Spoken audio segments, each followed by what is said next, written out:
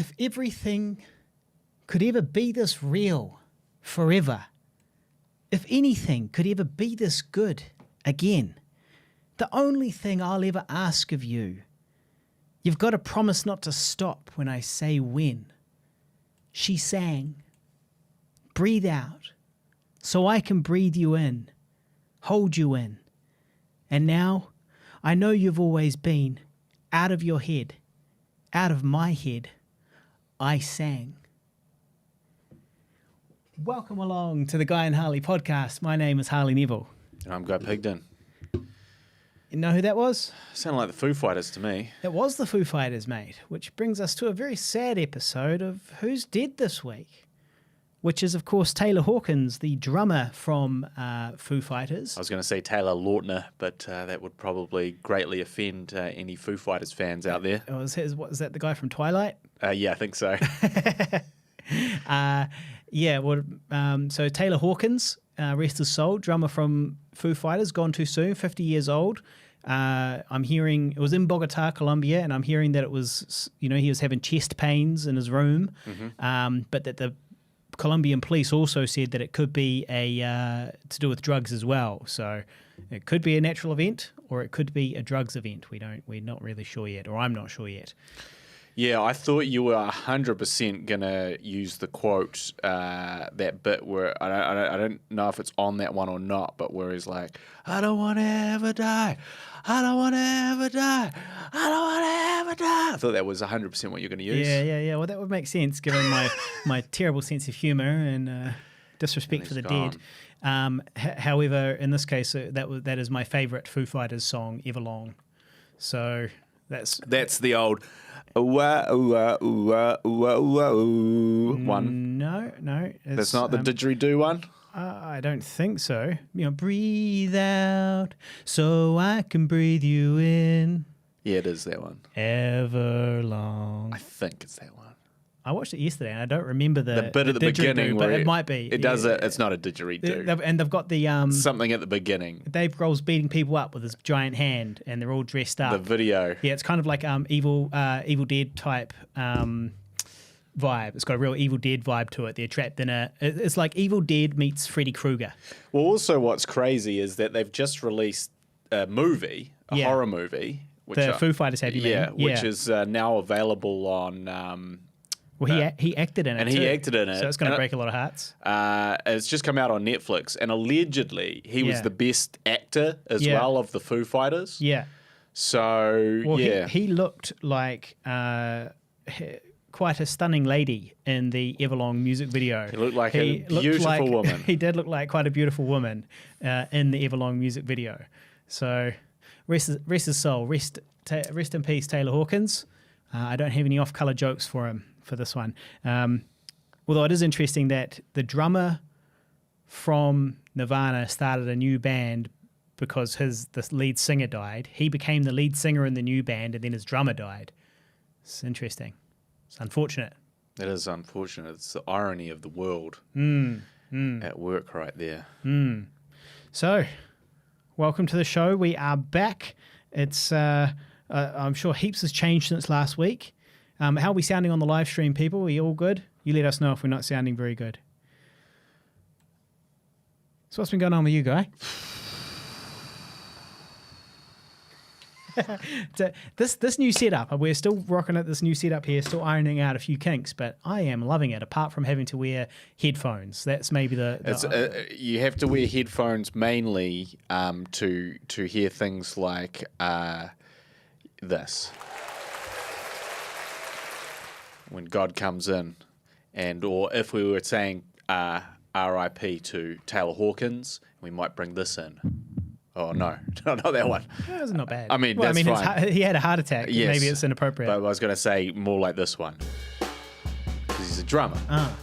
It's a little upbeat, but yeah, I can see it. R.I.P. Taylor. That's the one. So brilliant. Good stuff. Shout out to Tyler Adams on the live stream. First in, last out, just like the 101st. First in, last out. Good on you. Shout out, I've got another couple of shout outs here while we get started as well, which is from Paulette Edzer. Paulette said that she's looking forward to seeing Guy shave and cut his hair. He has a beautiful face under all that. Can't you be the good-looking wrestler? That's so take that how you will, Guy. Well, I would. I mean, Highly offended. I'd make two points to that. Is that this look defines me now. Yeah. Or Alex Savage as a wrestler, and for him and Guy Pigden as a director as well. Yeah, that's true too. And for him to shave that would mean essentially a dramatic change of character, or perhaps turning heel, as they say in the business, which is when you become a bad guy. Yeah. Now I'm the perennial good guy. Or my close personal friend Alex Savage. He's always been a good guy. People have always wanted to cheer for him. He's sort of the underdog baby face who takes a licking and keeps on ticking. And so for this monumental shift, this change from to turn his back on the fans would probably warrant also a change in looks. Because, obviously that was the fans that let him down and forced him to change.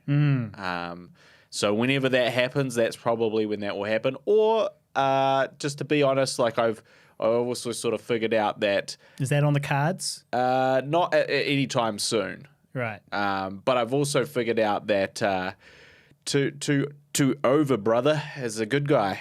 You know, it's just like Hulk Hogan not wanting to fuck up his merchandise sales by turning into a bad guy. Resisted it for many years, even after the tide had turned, and he would sort of come to the ring with a mixture of cheers and boos and pretend that the boos didn't exist because got to keep selling those Hulk Hogan pointy figures and the Hulk rules bandanas. You know, he's an inspiration to bald men everywhere. He is. Is the Hulk. He's one of the great. He's the greatest, baldest superhero of all time. If you really think about it. Yeah, and he just rocked it and made it a look. You know, he didn't bother. He didn't get his hair implanted or didn't wear a wig or anything silly like that. Didn't get a toupee. He just rocked it and owned it. I have to show you something. Okay. He does. He rocked it and he owned it. Although it does help that he is also a gigantic human who also is famous and rich. I don't know if you can. You can see this. Yeah. But essentially, which is quite funny. So that is all true, Harley. Yeah. But he did wear a hairpiece for one match. Oh yeah. Because essentially they'd made this hairpiece for him for a movie that he was doing. Yeah. And so, and as a heel, he just came out wearing the hairpiece. Yeah. And like acting like it was nothing. Yeah. Until ultimately the hairpiece was removed. Yeah. And he was made to eat it as part of the match. Yeah. Which I thought was a nice touch. Good stuff. Google that, people. Yeah. Google that. Hulk Hogan hairpiece. Hollywood Hogan toupee. Yeah. Yeah, well, I tried growing my mullet a little while ago. Because obviously he's got a mullet, and I tried rocking the baldy mullet not very long ago. I was like, cool, this is time to do it. But same thing that always happens, which is that I get a role or something like that comes up, and it's like, cool, well, no, you can't have a mullet and a giant beard. In this case, it was the ad I got a little while ago. They were like, no, you're playing a very tidy, respectable character. You can't have a shaggy, bald mullet and like a long beard. Yes. This is not a homeless character. Yeah. And so I had to shave for them, unfortunately. Yeah, luckily I don't have any of those issues because I don't have an agent and I don't have any roles. So, yeah. Gave up on the acting world. Gave up on acting for other people. Yeah. Just do it for myself. That's it. Do it for the number one director. Yeah. Me. Yeah. I don't know. I feel like you should get back into it because you completed Older. Older came out and you didn't have an agent. And, you know, potentially that could have made a lot of difference. You know, you could have had a bunch of good roles, you know, $5,000 for a day's work. Easy work. It's good. It's good money. Yeah. $6,000, $5,000 there, $3,000 there. That's how I live this life of leisure. That's how I can call myself a podcaster. My last role was in for someone else. Well, actually, I'm not sure, but my last big role was for someone else. I believe in like I don't know. It must have been like 2017, 2018. Was that the Sideways Productions role? No, that was the Shout out Ben Fowler. That was 5150 listener Ben Fowler. That was the countdown role. Where I Continuity Gate. Yeah, where I Tomato Sauce Gate. Comically ruined multiple takes and squirted tomato ketchup On a all kid, over on a a kid child. who was meant to be playing my son. Yeah. Because of the cheap tomato sauce that we were using and promoting. Yeah. The home brand tomato sauce just didn't have a good squirty It bottle. had a poorly designed bottle. It wasn't your fault. It wasn't my fault at all. Yeah. Yes. Good times. Speaking of actors, last week I said about, we were talking about Jesse Plemons, Power of the Dog. We were talking about his wife, Kirsten Dunst, and I said she was great in American Psycho. I was, of course, referring to Reese Witherspoon, who is the same person. They're the same. They're the same person. As far as in my head, when I picture either one of you say either one of those names, I picture the same person. So now I'm not sure which one I'm actually imagining. It turns out I don't know what Kirsten Dunst looks like, but yeah, so correction on the show. I'm not above admitting when I'm wrong. It was Reese Witherspoon who was an American Psycho. They do have a similar look. There's no denying that. Yeah, I thought so. They do have a similar look. You asked me last week what the last ad I acted in was shot on, which camera it was shot on. Yep. Well, I diligently went out and I did the research. Yep. I had to add somebody on Facebook to do this. And Big sacrifice. well, more of a nuisance for them. That ball bag actor's added me. Fuck. I better accept. Oh, shit. Oh, he's messaging me now. He's asking me about... What does he want? He's asking me about the camera. What does he care? He's a fucking actor. Look at it. It's just the black thing in front of your face, man. Just look at it. What does it matter? Does it matter which camera it is? Well, the answer is it's the Sony FX6. So what do you think of that, Guy? Well, it's not a cheap camera, and it's certainly a good quality camera.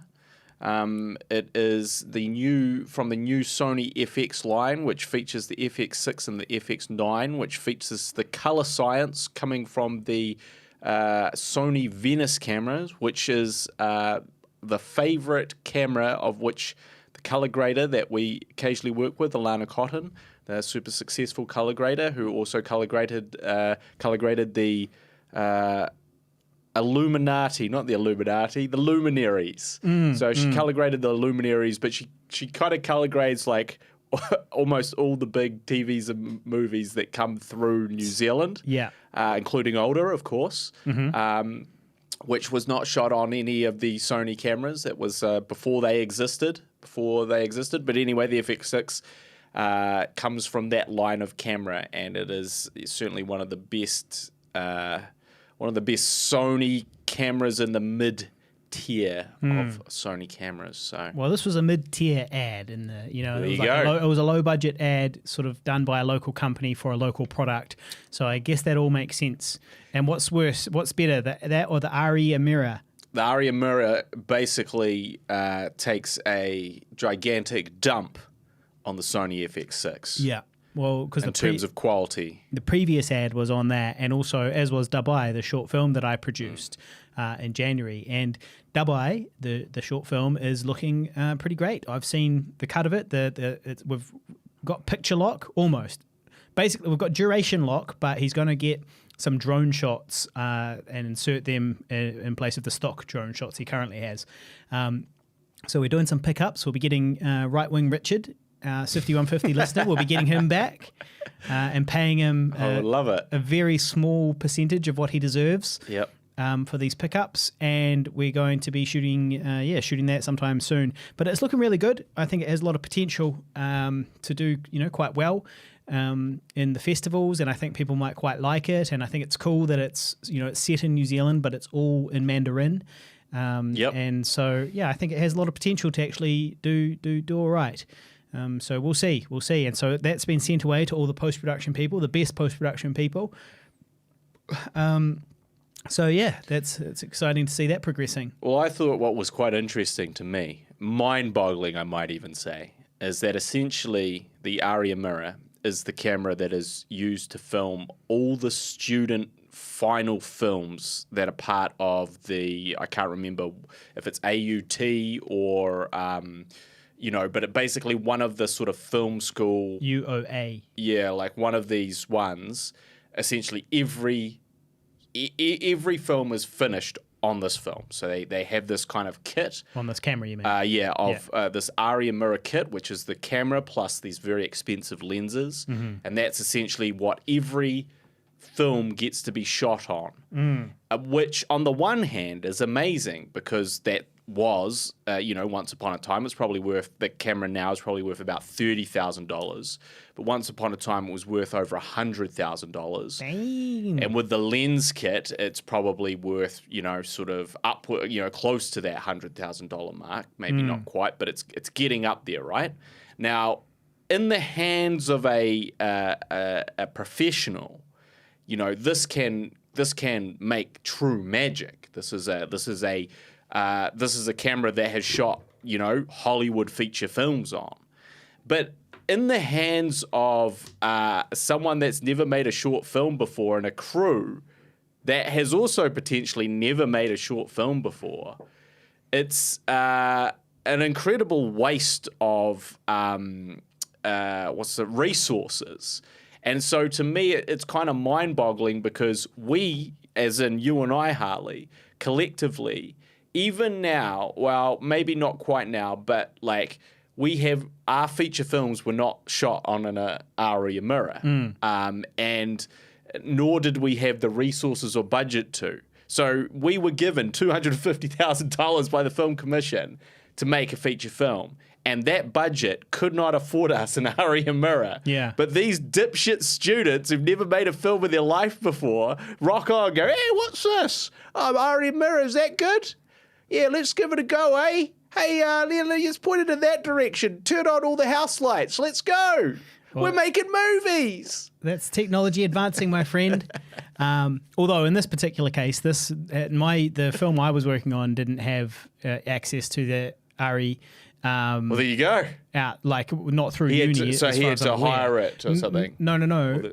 We hired a director of photography who had all his gear. So the whole cast and crew were all professionals, and there was on that shoot there was only 2 students, which were the director and one of his classmates who had to work on each other's films in order to pass. They had no choice. So it was like free labor. That one person was free labor, and the rest of them were all people that I'd hired. So.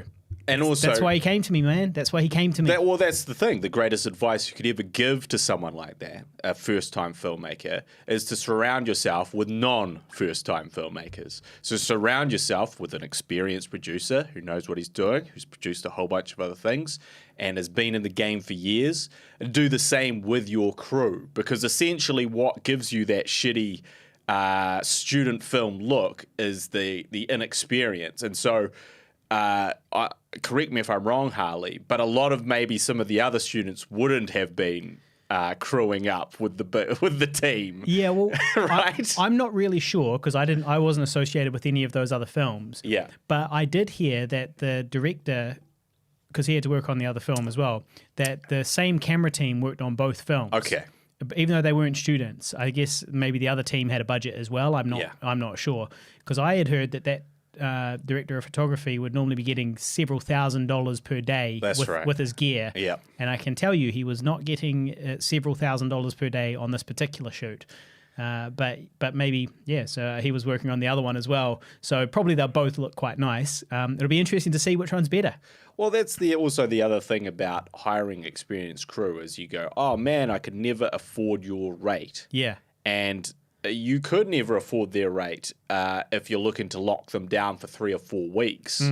But if it's over a few days and they don't have anything on and they've got a choice between making $500 or $900 for the day working on your shitty student film or sitting at home, they will go out and shoot your shitty student film.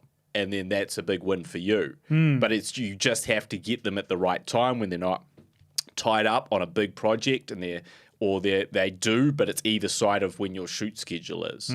That's when you come in and basically offer them 1/2 to 1/3 of their regular what they rates. Would normally get. And so free indie filmmaking tips here on the Guy and Harley podcast. Well, this is a filmmaking podcast. It's a podcast about our lives, so we're here to help. Shout out to Nick Zaladi on the live stream, he doesn't normally catch the live stream live. He has to tune in later when he's mowing the lawn. So he normally tunes into the audio only while he's mowing the lawn. He's caught a live one this week.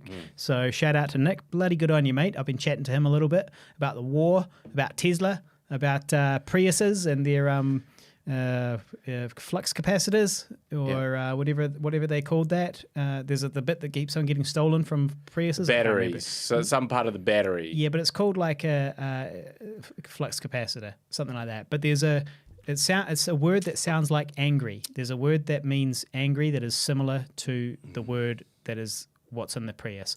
Nick will tell us.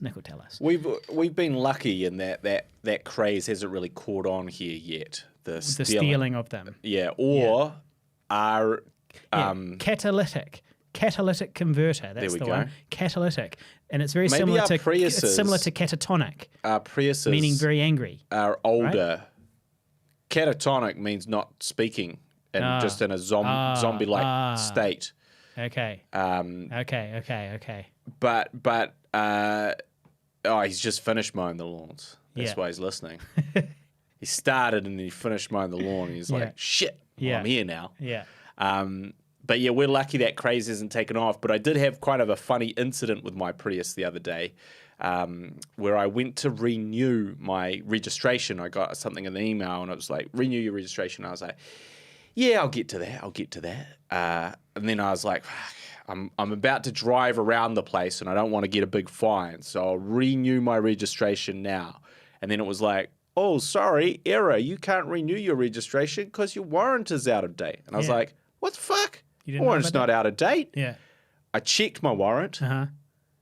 6 months overdue. And I'd just been driving around for 6 months with this warrant that was overdue. And I was like, how come nobody told me? Yeah. And I just thought it was hilarious. That's the chaotic nature of my life, that I would not notice for 6 months that my car required a warrant. In the old days, you would be able to warrant it from now. Oh, no, wait, you still can. No. I'm thinking of registration. So when you warrant it, it'll be warranted from now. So you've just got 6 months for free. You got away with it. I didn't. No? No, they just renewed it. I just re-upped for 6 months. For the warrant? Yeah, for the warrant. Shit. So I could renew my registration for a year. Yeah. But the warrant just essentially I took 6 months off for my tardiness. Yeah, got it. So I was very lucky that didn't happen. So again, another COVID blessing. Yeah. Because we've been shut down and not driving anywhere for this whole, really last year. And you've got off-street parking as well, which is lucky because you can, if you're just parked on the street unwarranted, they can bang you with $200. Well, they have. Yeah. That caused me. So the last time that I didn't renew my warrant was simply because I was poor and I could not afford to. And so it was not even months. It was like a few weeks went by and I was like, I just can't afford to do these fixes right now. And then I got a huge fine for being parked outside on our street outside our house in this suburban area where no parking warden should ever venture. And then I drove my car to go and get it warranted, but I needed to get some cash out first to pay for that. I got the cash out, and I got another parking ticket, parked outside the bank, getting the money out to pay for the warrant. Let that sink in. Well, I can relate, mate, because I got a ticket when I was parked outside the post office, a ticket for no registration when I was parked outside the post office registering my car. And I could prove it because the minute that I got the ticket, I had the time was on the ticket and the time on the receipt from when I registered it as well. They were like the same minute. Yeah. While I was registering, did you send in a complaint? So I sent in a complaint and I was like, hey, look, guys, let's be fucking reasonable here. And they were like, no, sorry.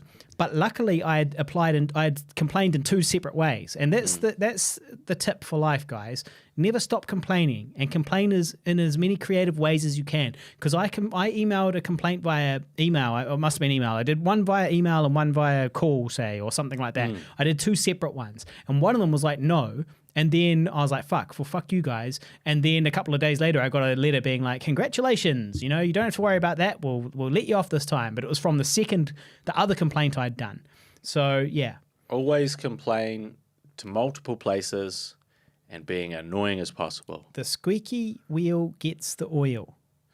Nocturnal says that his warrant and registration's expired for months and maybe almost a year, and it's quietly parked at the bottom of his drive, not disturbing a soul. Shout out to Nocturnal, aka Sam Wheeler, who I went and saw just yesterday, actually, to drop him off a hard drive full of footage for my show reel. He's working away feverishly on it as we speak, no doubt, and putting together what's going to be a pretty cool new show reel, including all the new work I've done in the last 6 years, because I haven't had a new show reel for 6 years. 6 years was the last time I had one.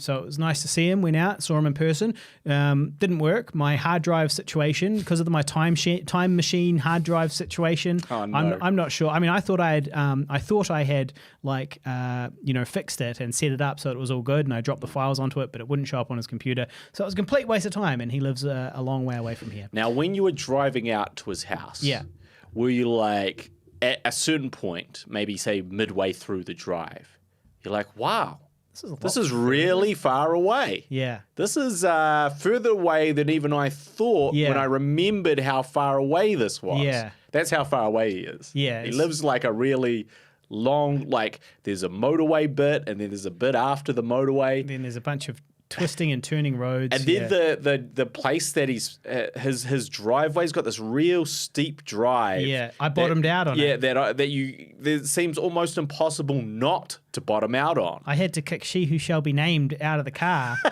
because she was too heavy. She's too fat. She was just too heavy. She just weighed it down. She was too fat.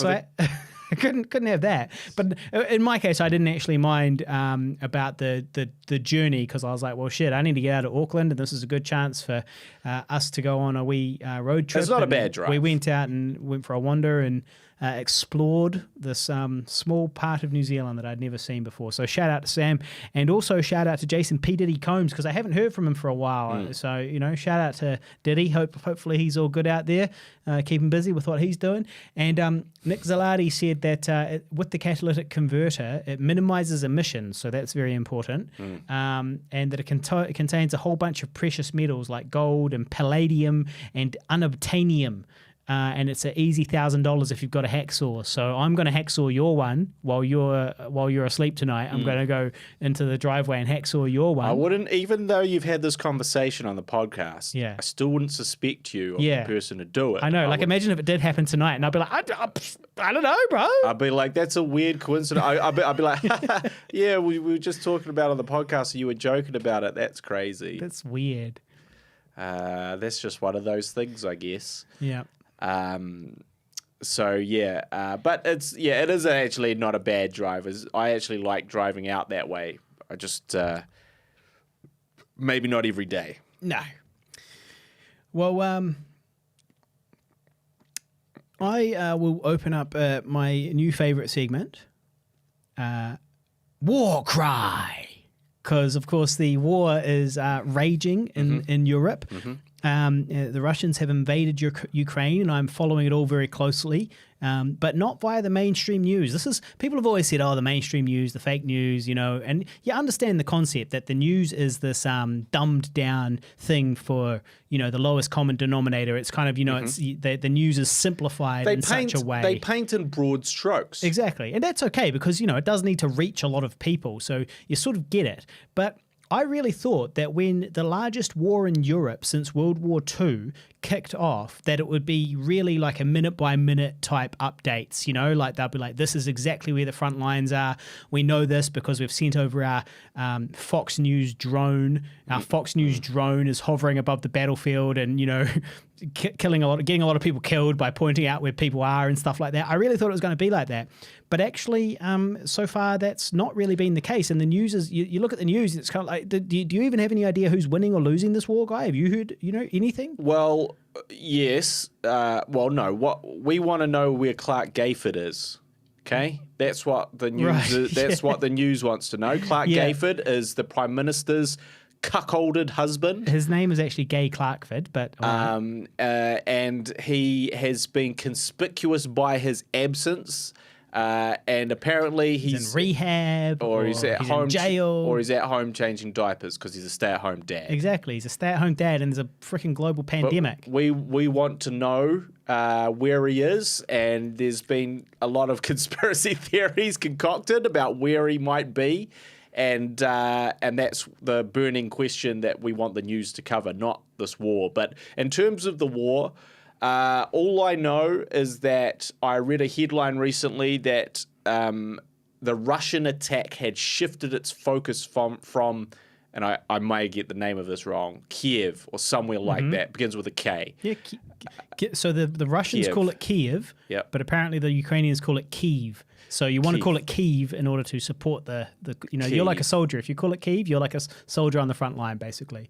There's Kyiv and Kharkiv. Yeah, so they've shifted their focus from there. And then my girlfriend also told me that there was some new weapon that the Ukrainians were maybe getting their hands on. Ooh. But I was in the middle of doing something, so I didn't pay too much. Uh-huh. Yeah, I did. I pulled. And also, we've just been watching The Shining. Yeah. And basically, I was like, well, what do you want me to do about it? And she's like, well, I don't know, honey. I just thought it was interesting. And I was like, let's make a new rule. If you hear me in here typing or not typing or whatever the fuck you hear me doing, that means you don't come in and disturb me. It's good. It's good. I can picture it. I can totally picture it.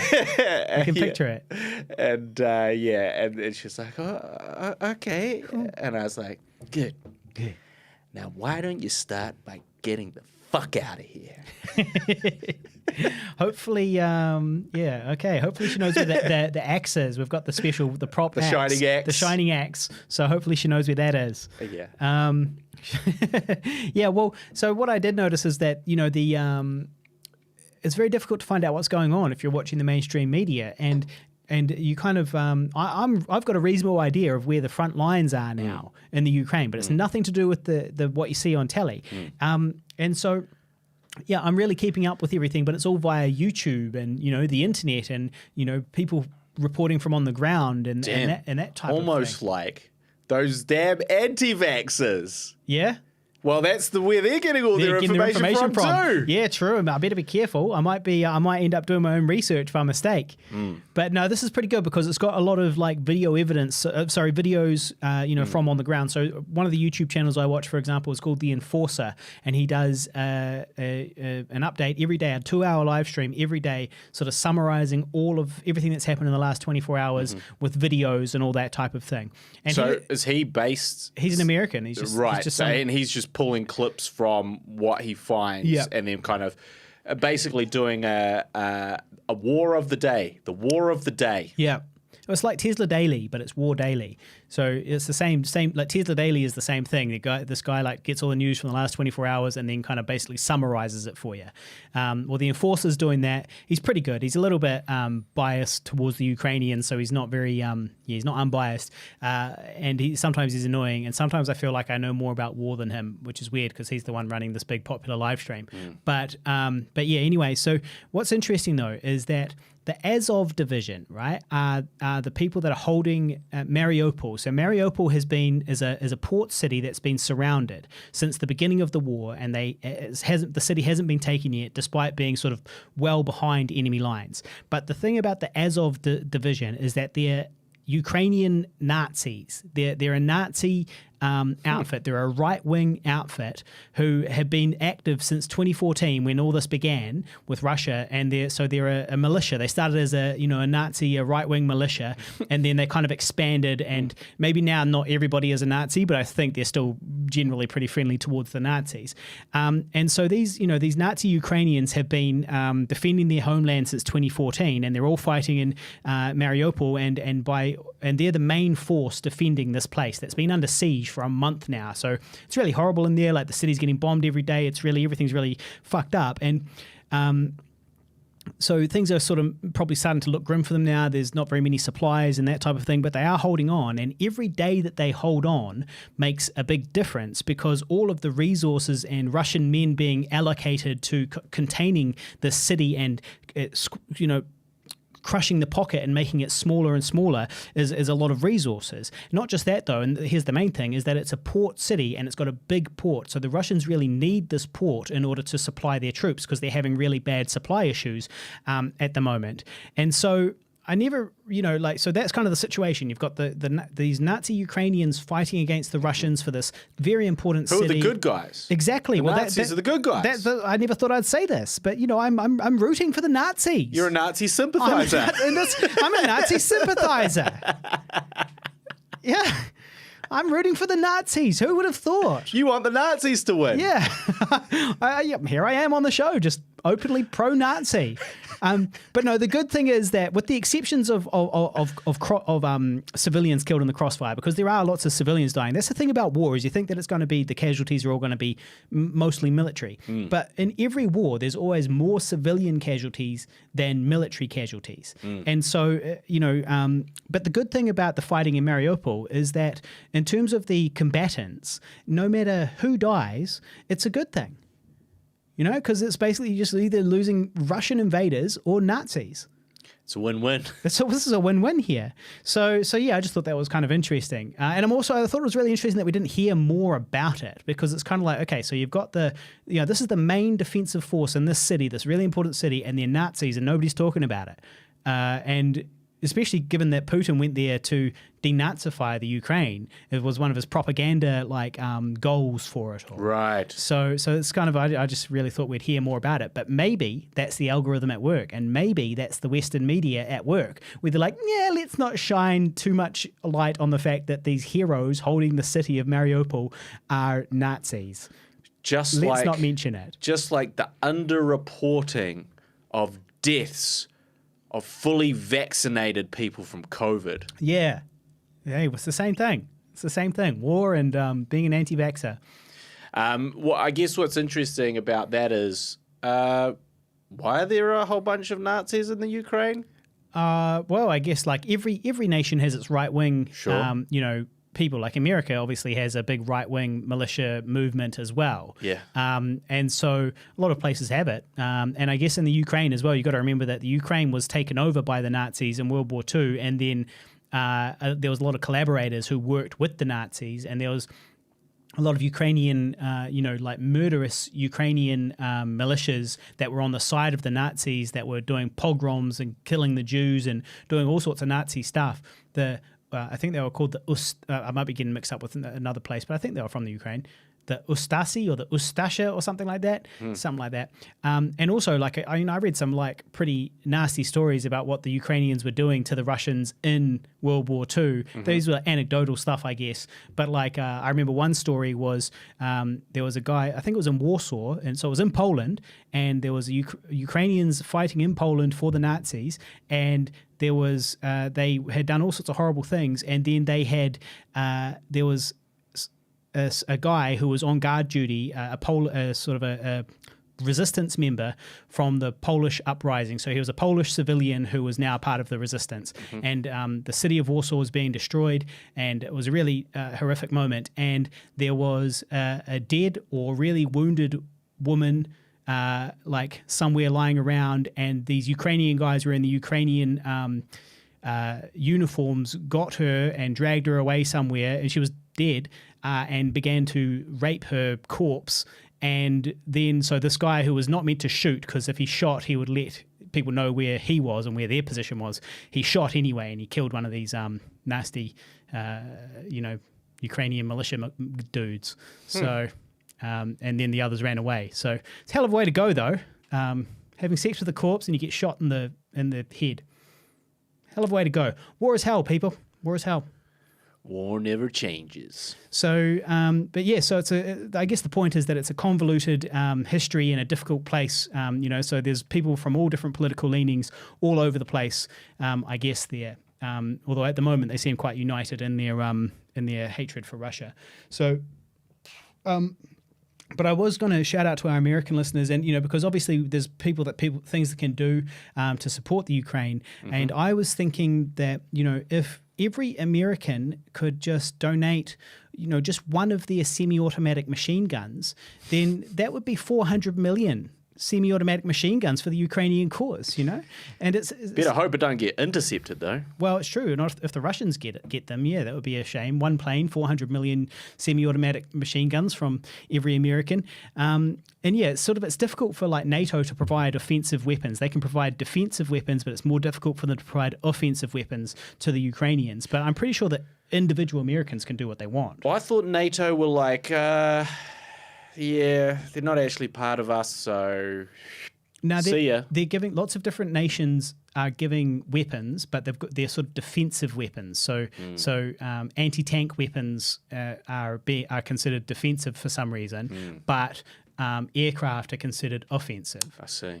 So they're being really careful about that because obviously Putin's got his finger on the button and he wants to press it. He's a madman. He's in his he's like 70 or is he 70? He's 60s or early 70s. He's definitely not in his 50s. Isn't it weird how these geriatric old people run the world? Or I was going to say these despot dictators never die. Yeah. They always live really long lives and do a maximum amount of damage in their lifetime. Well, that's what a good diet will do for you. That's what living well on a steady steady diet of, I was going to say a steady diet of murder and subterfuge will do. Is you'll live a good. Putin is 69, according to Tiny Chuckles on the internet. I thought he was 72, but I'm not. I'm willing to. I'm not sure, obviously. So that's it's just kind of like, what can't COVID kill you? Yeah. Can't you be struck down by a heart? Like, why does it have to be the drummer from the Foo Fighters? Yeah, who dies why at can't 50? it be fucking Putin? Yeah, because if Putin died tomorrow, I imagine the war would probably peter out. Well, this is kind of my hope for how the war will end, is that he gets deposed from the inside, like they and basically like the Russian people are, there's all these videos of the Russian people fighting over sugar. So these are, common people who don't have anything to do with the war necessarily and don't necessarily support the war, but they're in Russia and, there are a few different videos, like every time a load of sugar comes into the supermarket, and this is in Russia, this is not in the war zone, this is back home in Russia, but because of all the, the way the economy over there at the moment, they're all fighting for the sugar, supposedly. So, it's not perfect for them over there either. Putin is 69, he says. He said he just Googled it. Well, that's a good age. It's a good age to die, Putin. So I reckon he could potentially get, overthrown, a coup from the inside if he's really made his country quite miserable at the moment and destroyed his economy. It's like half the size of what it once was, and the ruble's worth very, very little, and all sorts of stuff. Yeah, I mean, it's all been relatively negative since he did away with the democracy. Yeah. Yeah. The democratic process. Yeah. And put himself back in. Yeah. But it's just anything. It's just like, can we not have people just, get along? Can't we all just get along? Well, no, it's just, can't we have these dictators just die young? Yeah. Well, a lot of them do, and then the only ones we hear about are the ones that are in for the long haul. But what about old mate in South Africa as well? He was like 90 or something. Nelson Mandela? No. Mugabe. Ah, okay, yeah. Robert Mugabe, I believe. Yeah, okay. I'm not too up to date with the goings on. People just living like these horrible people, unless they top themselves like Hitler. Yeah. So it's just a bit disappointing. You just hope that, these random acts, why does it got to be Scott Hall and Taylor Lautner? Yeah. God damn. Well, about those semi-automatics for the Americans, I don't expect you guys to give away your best guns. Just give away the ones that you don't use very often. The one that's kind of just gathering dust. The one in the kids' rooms or whatever. Like the kids aren't using them anymore. Like, just give those ones away. And I want all the Karens and soccer mums to start doing like rallies and drives and so on to like gather ammunition. And you guys can just, just gather the ammunition from down the back of the couch, the extra bullets and so on from down the back of the couch, and, send all that over to the Ukraine, because every little bit helps. We've got some new people on the live stream. Yep, including somebody who's speaking Arabic, and the answer is no, we do not. We do not speak Arabic, and we have not been to Saudi Arabia, but thank you very much for asking. I can't read your name because it's in Arabic, so I cannot shout you out live on the live stream, but I will if you tell me your name. So yes, no, we haven't been there. Another thing I noticed by looking at all this footage of the war, right, is that in the old days, you used to be able to hide in trees. You'd hide in the forest. You say you've got a group of soldiers, a convoy or whatever it is, you'd hide in the trees. Nobody can really see you probably, and the trees will provide like physical cover as well and camouflage and all that. But now, this footage that you're seeing, it's like there's a drone miles away, like miles and miles and miles away. And what it does is it just zooms in with its camera and you see a forest. And you're like, oh, okay, there's nothing in there. It's a forest. Then it opens the iris a little bit, and you see, oh, there's a guy, he's sitting in a foxhole. There's a guy just sitting there right there. I can literally see, he's wearing his camouflage, but it doesn't matter because of this high definition camera. And so, yeah. So not only is high definition the death of cinema, it's also the death of actual people. Yeah. Because you can spot people easier. Yeah. And then they get shot. Yeah. Well, in this case, it seems to be mostly the baddies being shot. Because the Ukrainians seem to be using drones. They've employed the use of the DJI Mavic 2 drone. Yeah. Due to its compact size, long-lasting battery life, and ability to go several kilometers away without interference. Well, yeah. I mean, a lot of them are actually using, like, I'm not kidding. There might actually be some DJI drones. They could be, because a lot of them are just commercial, or like right. What's it called when it's for just normal people? Is it commercial? Retail, I guess. Yeah, retail drones. Like they're not necessarily. There's different types of drones, right? You got the big one, which is like a plane, and it flies around up there for hours and hours, and it can kill you. And then you've got the other one, which is they're just sending up normal drones like the DJI. Yep. And they send it up, and they go, oh yeah, he's over there. Send the bombs over that way. Consumer, that's the word I'm looking for, Tyler. Consumer. Thank you. Consumer grade drones are being used. DJI Mavic 2s. It's one thing that we don't have in the studio. Drone. Well, to be honest, my flatmate is looking to sell a brand new DJI Really? drone. Yep. That was about, I think it was about $3,000 or something new, or in that vicinity. And she's actually looking to sell that. So might be an opportunity there. Yeah. Unused, apparently. Has not used it once. Yeah. Well, it depends how long she's kept that for, because they do lose their value quickly. Yeah. I don't think it's super old. I think it was relatively recently. Yeah. That seems like an impulse buy to me for her. It was, well, her sister is a film director. And that's true. And she got this drone. I guess I'm not sure what shot she needed, but the sister got the drone for the to get some shots of New Zealand, I guess, and then that didn't happen, and now it's kind of just sitting around, and now it's time to get rid of it.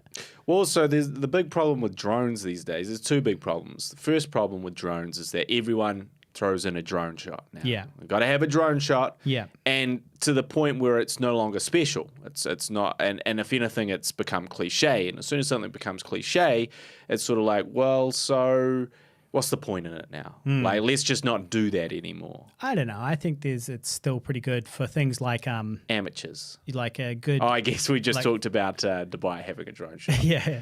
But you know why he's compelled for that drone shot?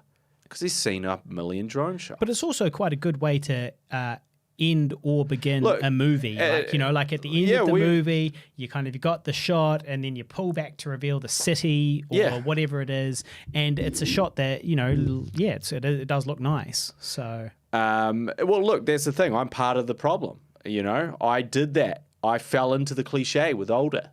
I've got drone shots. Why did I get drone shots? Because they look cool. But it was different then. It was slightly different then because it hadn't become. It wasn't cliche at that point. It was more unique, for sure. Yeah.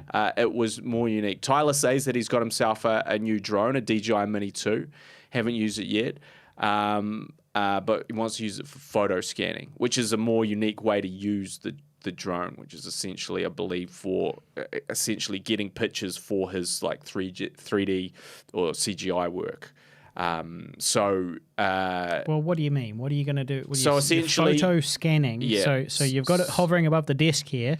Yeah, and it takes like a panoramic image of all the different angles of this desk in a 360 environment, and then he takes those images and helps them to create the 3D environment that he wants to create for his CG, I believe. But look, I just feel like, to me, I've just gone off drones just because they're so prevalent, and also when someone when a client asks, "Have you got a drone?" and it's like, "Look, mate, you don't want a drone. You don't want a drone. Drones played out.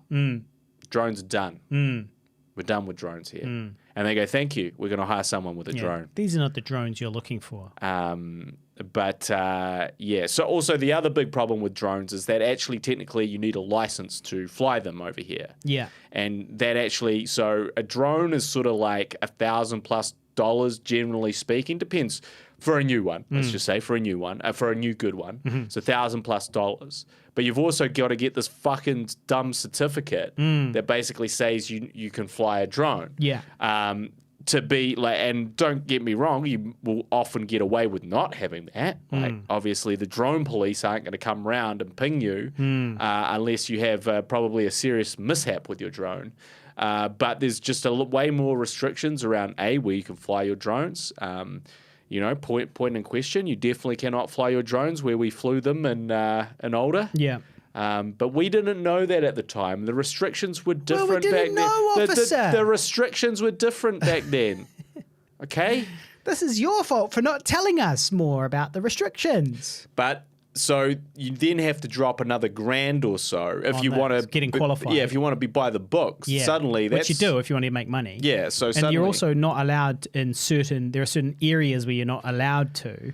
And then also the drone must always be within your eyesight. That's right. Your line of sight. Yeah. So if there's a gap in the cloud, if you want to get a shot above the clouds, that's not allowed. That's right. Unless there's a big gap in the clouds where you just happen to be underneath the big gap and you fly up through this gap and then you get your shot overlooking all of the clouds and then come back down through this gap. But if you lose sight of it, that's against the rules. Also, if you know how big a drone is and how quickly you lose sight of it, it's actually it doesn't have to go high for you to lose sight of your drone. Yeah. Right? So the idea that you have to maintain eyesight with this thing is actually pretty insane, because a drone will disappear, it becomes small very, very quickly. Yeah. So how can you look at this how can you keep your eyes on the drone? Well, especially because you're looking at the monitor anyway. So you look down at the monitor to figure out what the camera's looking at, right? So you're controlling it, you're looking down at it, and then you look up and you're like, well, shit, I can't see this at all. The sun's in my eyes. And I'm unqualified and I shouldn't be here. Also, maybe I should buy my flatmate's one, get qualified, and then I can be the drone operator, the Pigville drone operator. It's interesting. I do feel that the industry has the demand has slightly diminished for drone work, but that people still love a drone. Well, it'll still be useful. I mean, of course, you're going to use it for all your establishing shots and whatever else. To me, the drone shot is best now indoors. I was going to say the car on the windy road, not just a generic. We see some, and also that's the other thing is if you want to get shots of if you just want to get shots of hey, it's a forest, right? Or hey, it's a cityscape, and you get a nice drone shot of that, you're better off to buy one for $5 stock footage, I think, now, rather than get your license, get a drone, fly it up, don't get arrested by the drone police. All of that sounds like a lot of work. Well, my problem is not use stock footage. Also, the cameras. How good can the cameras be when they're this itty bitty cameras, right? So you're making a movie, and small sensors, and you're like, oh, we're shooting it in RAW, and we're using the best camera possible, and we're doing all of this stuff. Oh, and we're also going to insert these shots from this potato as well. We're going to cut to these potato shots. And so that's the problem, because you can't, then you want to say, because I think it would be cool to use a drone like inside, for example. So you just like basically, you know, you shoot the film from the perspective of a drone following your actor around the house and doing whatever, and you can fly up and you can go like behind things and around things and under the table and do whatever you want. And that's quite cool. But of course the camera is not quite to the same quality as the rest of the film, which could potentially cause an issue, particularly for somebody such as yourself who really cares about that type of stuff. Now, what did your what did the Arabic say? Because you Google translated it and then you didn't tell us. It said the flag of the Kingdom of Saudi Arabia, the flag or emblem in the Kingdom of Saudi Arabia is a symbol of the ruler and the state. All right. Well, thank you very much for including that in the conversation there, dear commenter. Shout out to Joanna Sequire on the live stream. Nice to hear you guys. Nice to hear you too. And Tiny Chuckles asks if we have seen Ridley Scott's Raised by Wolves yet. I watched the trailer, but I did not watch it yet. But I did mean to. Yeah. So I have not watched it at all. Is it on Netflix? If it's on Neon. Yeah. So look, I'll tell you what. I'll give it a go when the Game of Thrones prequels come out. The House of the Dragon. So this is the first prequel that's going to come out from Game of Thrones, I think, is House of the Dragon. That's going to be available on Neon in New Zealand. So because I'm incompetent when it comes to piracy and don't tend to get around to actually pirating anything, what I do is whenever Game of Thrones comes out, I just pay for Neon for a month or two and watch the show. And so when this new one comes out, I'll be paying for it. And that is when I'll finally get around to watching Westworld Season 3, and also I'll give Raised by Wolves a go as well. And if anybody can tell me how to watch Cosmos Season 2, I would love to really see that. Tyler asks, expectations for the new Lord of the Rings show based on the trailer. It's going to be multicultural. Any update on the future script? The feature film script? What? Any update on the feature film script after that score you guys paid for? We paid for a score for a feature film, did we? For a script. I'm not sure about that one, but did you watch the new Lord of the Rings trailer? Yeah, I did. Yep. What did you think? It looked good. Looked pretty good. I mean, considering I gave up after The Hobbit, the first Hobbit movie, and I didn't watch the other two, I guess I'm maybe not the right guy for it. But I did enjoy The Lord of the Rings, and I will give it a go. But no, I mean, it looked pretty great. When did this come out? A month ago, yeah. So I did watch it, I think. Yeah, well, I guess... Hey, you know what? I didn't watch it. I'm looking at it right now. I didn't see this. Okay. Well, we're going to watch it in real time. No, well, I would if we could put it on air for these guys. We can. There might be some piracy issues, right? Yeah, maybe. Not YouTube. The YouTube algorithms might get us. Nick says you can fly your drone pretty much anywhere. Some places require you to be in contact with air traffic control and show them a flight plan. Yeah. But who wants to call air traffic control? Yeah. I mean... Ground control to Major Tom. Okay, the family. Yeah, I was thinking he must have meant the family. Well, to be honest, the big stalling of the family is that basically... we had someone interested in giving us some money to do that. Now, it turns out that person is a anti-vax... Whoa. Pro-Russia. This is news to me. Anti-vax, pro-Russia nut job. Okay, but why does that affect our movie? Secondly, how do you know that? Oh, because I'm friends with him on Facebook. Oh, so he's been posting and I see his lunatic posts. Yeah. And that's the thing is and he shared some doozies. Yeah. I mean, he's sharing stuff about essentially is it really Russia waging a war on the Ukraine? Yeah. What are they not telling you? Yeah. And it's are you fucking serious? Yeah. What is the matter with you? Yeah. If you're going to kind of push past the crazy anti-vax stuff. Yeah. And like, just for me personally, like, you know, it's kind of like this whole idea that if you knew that Harvey Weinstein was Harvey Weinstein, would you make a film with him? Yeah. You know, like if you knew that he was this type of guy and he was doing these things, and you had to kind of go, oh, Harvey, oh, you crazy bugger, so inappropriate, Harvey. Oh, well, hey, can you send through that money now? And to me, like, obviously, these are slightly different things, but they're not. Slightly different. You've got sharing conspiracy theories on Facebook and rape for years and years. Yeah. But I see where you're taking it, because you've got to work with this person. But I guess what I'm not saying, because, you know, at the time, it sort of depends, but a lot of the people that worked with Harvey Weinstein didn't know how deep it went. Yeah. They just know that he was kind of this pervy creep. Yeah, sleazy dude. Yeah, and they're like, oh, well, that's just him. Yeah. And so it's like, okay, we know this guy's an anti-vax, pro-Russia nut job. Oh, well, that's just him. What don't we know? And it's kind of like, yeah, cool, like, I don't know. It's just interesting because he's a German guy. I know as well. And so, weird. But he's a hippie, and I think he's fallen prey to the mumfluencer wellness crowd. Mumfluencers, yeah. The mumfluencer wellness crowd, which has sort of infested. I always knew that crowd was full of shit. Yeah. And then when COVID came out, it was like, told you, I fucking told you, you organic bullshit. It's all silly nonsense, isn't it? Yeah. We can see that now. Yeah. And they'll just believe anything, it would seem. Well, there's just some of the stuff that he shares like offends me, right? As in, like, it offends me on a human level. Yeah. Right? And it's like, I don't know if I can look someone in the eye like that, because also there's no doubt that those rants are going to be popping off if we were to actually collaborate. Well, imagine if you're like, cool, mate, so come along and you want to visit the set. You want to visit the set. Yeah, fair enough, because...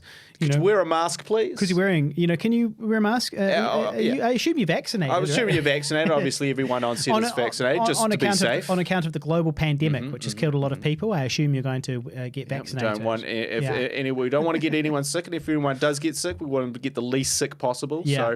So we're seeing you've taken the regular safety precautions, and then he just goes off on a fucking tangent about and shares these things about these nurses being the heroes for everyone. Yeah. By quitting their jobs. Ruining their lives. Quitting their jobs. Over bullshit. Causing a staffing shortage. Yeah. The jab chat, the whole thing with, all the anti-vaxxers and all that at the moment is that a lot of them are feeling kind of vindicated because, sadly, because the restrictions are being lifted. Yeah. And it's like, yes, you fucking idiots. The restrictions were always going to be lifted. This was always the plan. Did you listen to the plan, you morons? You've just got to stay at home for a little while and get vaccinated. And when we're all done, we can lift the restrictions. So we all did it without you, without your help, you useless cunts. And then now we're finally getting to lift the restrictions despite your, negative input. Yeah. You idiots. You fucking imbeciles. And on top of that, you got the virus, you morons. And you gave that virus to people around you. You stupid shits. You dumb motherfuckers. So, yeah, I'm feeling a little rage-filled when I see people on Facebook being like, yeah, well, it's about time we got rid of the mandates. And it's like, yeah, well, no thanks to you, dickhead. Also, I do feel, and there has been a sort of a backlash for the sort of the dramatic easing of restrictions. So I believe on April the 2nd. So they didn't want to do it on April Fool's Day because in case they had to take it back, Yeah. But on April the 2nd, basically, the mandates are gone. Yeah. And I can't remember. Something else has gone as well. Maybe it's... maybe the vaccine passes might be... Yeah, vaccine passes are gone. They're going. So the passes are gone and the mandates are gone. I saw a guy the other day, he posted on Facebook saying, here I am, I hear the vaccine passes are going to be gone, and here I am with no vaccinations, lol type thing, as if it was something to be proud of. And it was like, and I couldn't resist. I had to comment, and I was like, being, advertising the fact that you didn't help your fellow New Zealanders beat this thing, and now you're reaping the rewards of us all working together, is really nothing to boast about publicly. Yeah. To which he replied with a ha emoji. A laughing, laughing at me emoji. A laughing with tears in his eyes emoji. Yeah. Which reminds me that a little while ago, you actually got caught up in in something on my Facebook. I did get caught up. Which I did screen grab a little bit of that to see. What the story was. So basically, I posted an article about the protesters outside of Wellington, and it was a picture of a slide, a children's slide, a playground, a children's slide, which had been burnt down.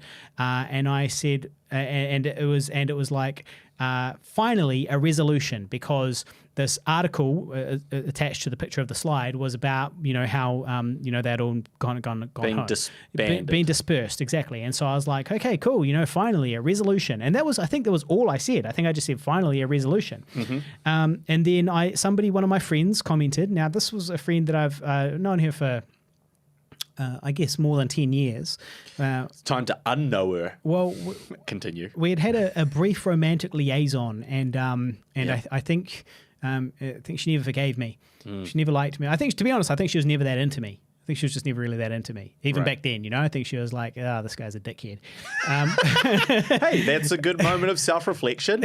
Yeah. Well, I mean, so anyway, so she commented. So I had posted this thing. I said, finally, a resolution. And I think I might have said the bad news is, or this might be a different post. The bad news is they're all going to go home and take the virus back home to their small towns with them. Yeah. Maybe. And she was like, are you really that arrogant?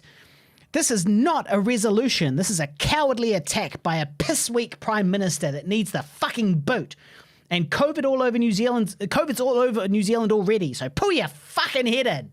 Which I thought was a bit of a strong response. Some might say a very strong response, Harley, yes. Given that I just shared an article from the Prime Minister, it was like the Prime Minister's article. It was something that was from her perspective, like an official government thing.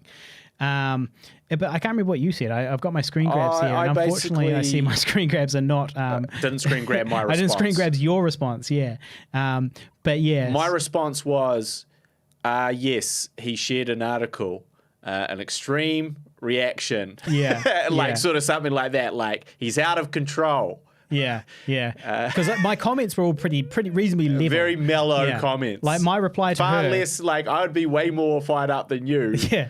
And your comments were this, and she was like, you're out of control, Harley. You're raging. Yeah. With these Facebook rants. Yeah. It's unbelievable. When, of course, the reality is her comments were that.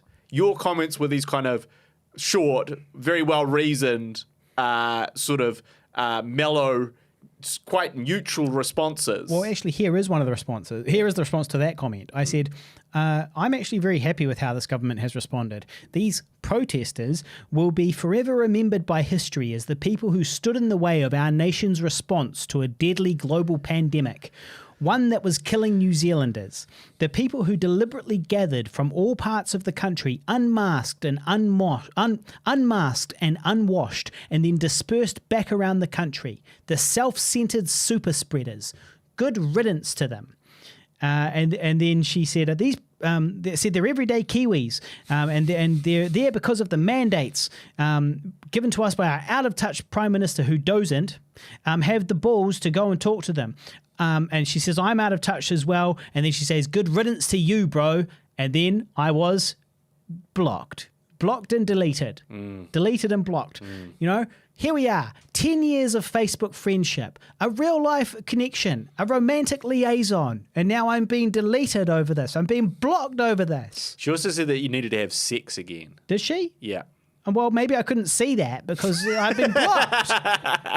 She was clearly, she basically implied that, this commentary was coming from an incel. Yeah, a sexual frustration incel perspective. Yeah. Now, in 2020, that would have been true. But thanks to she who shall be named, that's no longer true. I'm this obnoxious, even though I am having sex. Yeah, you unincelled yourself. Yeah, I'm no longer an incel. And so, yeah, so anyway, my sort of comment was like, basically, my point was, you're the fucking crazy one. Yeah. And his responses were really mild. Yeah, they were. That's how I got pulled into it. But I was just like, the fuck is going on here? So that's where that is with the family. But the family could come back. We didn't get that amazing review. It could do with a rewrite. It's just not being rewritten right now. But it's one of those things is that like, if you said, Guy, make a feature film tomorrow, what's it going to be? What is this feature film going to be? I'd be like, it's the pro wrestling one. I've got to tell my pro wrestling tale before I'm too old. It's also unique because, not many pro wrestlers are writer-directors with 2 feature films under their belts. And we can tell a really interesting kind of story. And there's also it has an inbuilt audience, which, it's not just, it's a romantic drama about, these two, which is cool, real-life romantic drama. That's great, except that, A, you're not a star, and B, so there's no hook for the audience. Yeah. Unless you like, romantic. Well, let's shoot it. What do we need? We need to write the script. Okay, so we need a script, and then how much do you think it could be shot for? Given out with our resources, your connections to the wrestling world. Yeah. How much do you think? What would be the minimum that it could be shot for without it being miserable? So I'm not talking. I'm not talking like $7,000 in 7 years. I'm talking like what could we do it? And have it done within 12 months ish. Yeah, to me that's like a $50,000 to $100,000 script. Yeah. And I think you could probably do it on. So really, the hard part of that is shooting the wrestling sections of it. That's the hard part, and then everything around that is actually relatively. I don't think that'll be super expensive because Not if you expensive, have the connections, right? So you've got the ring, you've got the wrestlers, and then it's just a matter of like obviously you got to shoot it, and make it look however you got to make it look, and so it's difficult in that sense. It's telling it's not necessarily expensive. It's sort of telling the story and capturing the emotion. In the ring and how you shoot that and how you sort of achieve that is the real challenge. Well, don't write out my hairy co-wrestler character. No, I won't. But the problem is that does mean that you will have to do a bit of wrestling. Well, I'm keen as beans, mate. Which means that you'll have to do like a little bit of wrestling training. That's fine. You saw me the other week, man. I learned how to roller skate for a music video. True. You did. I had 3 weeks. I learned how to roller skate. It all went off without a hitch. I learnt Mandarin for another role. Yeah, so that wrestling. How hard can it be? It's all made up anyway. It's all make believe. Yeah, well, that's what I thought once upon a time. Nah, you knew.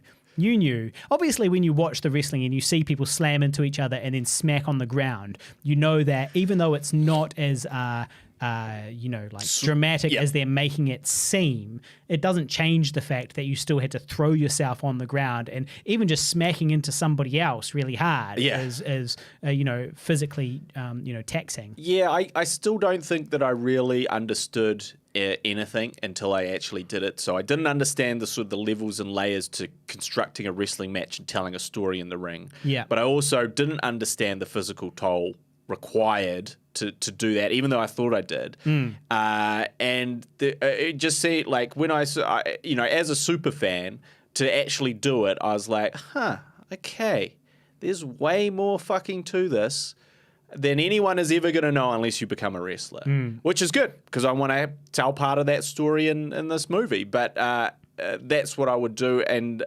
Tiny Chuckles says, New Zealand version of Nacho Libre. Not really. The New Zealand version of Rocky. I was going to say Rocky. The New Zealand version of Rocky within a wrestling context. But is it going to be as serious as Rocky? It's going to be, like, the story itself is going to be serious. The wrestling is going to be, we're pulling back the curtain on wrestling. And so we're not pretending he's a real wrestler and he's got to wrestle all the way to the finals and it's all, and it's real. Yeah. Which is kind of what they do in those types of things. What we're trying to do is go, no, it's fake. It's all planned. There's backstage politics. There's wheelings and dealings. There's injuries and real reasons why people do or don't get pushed.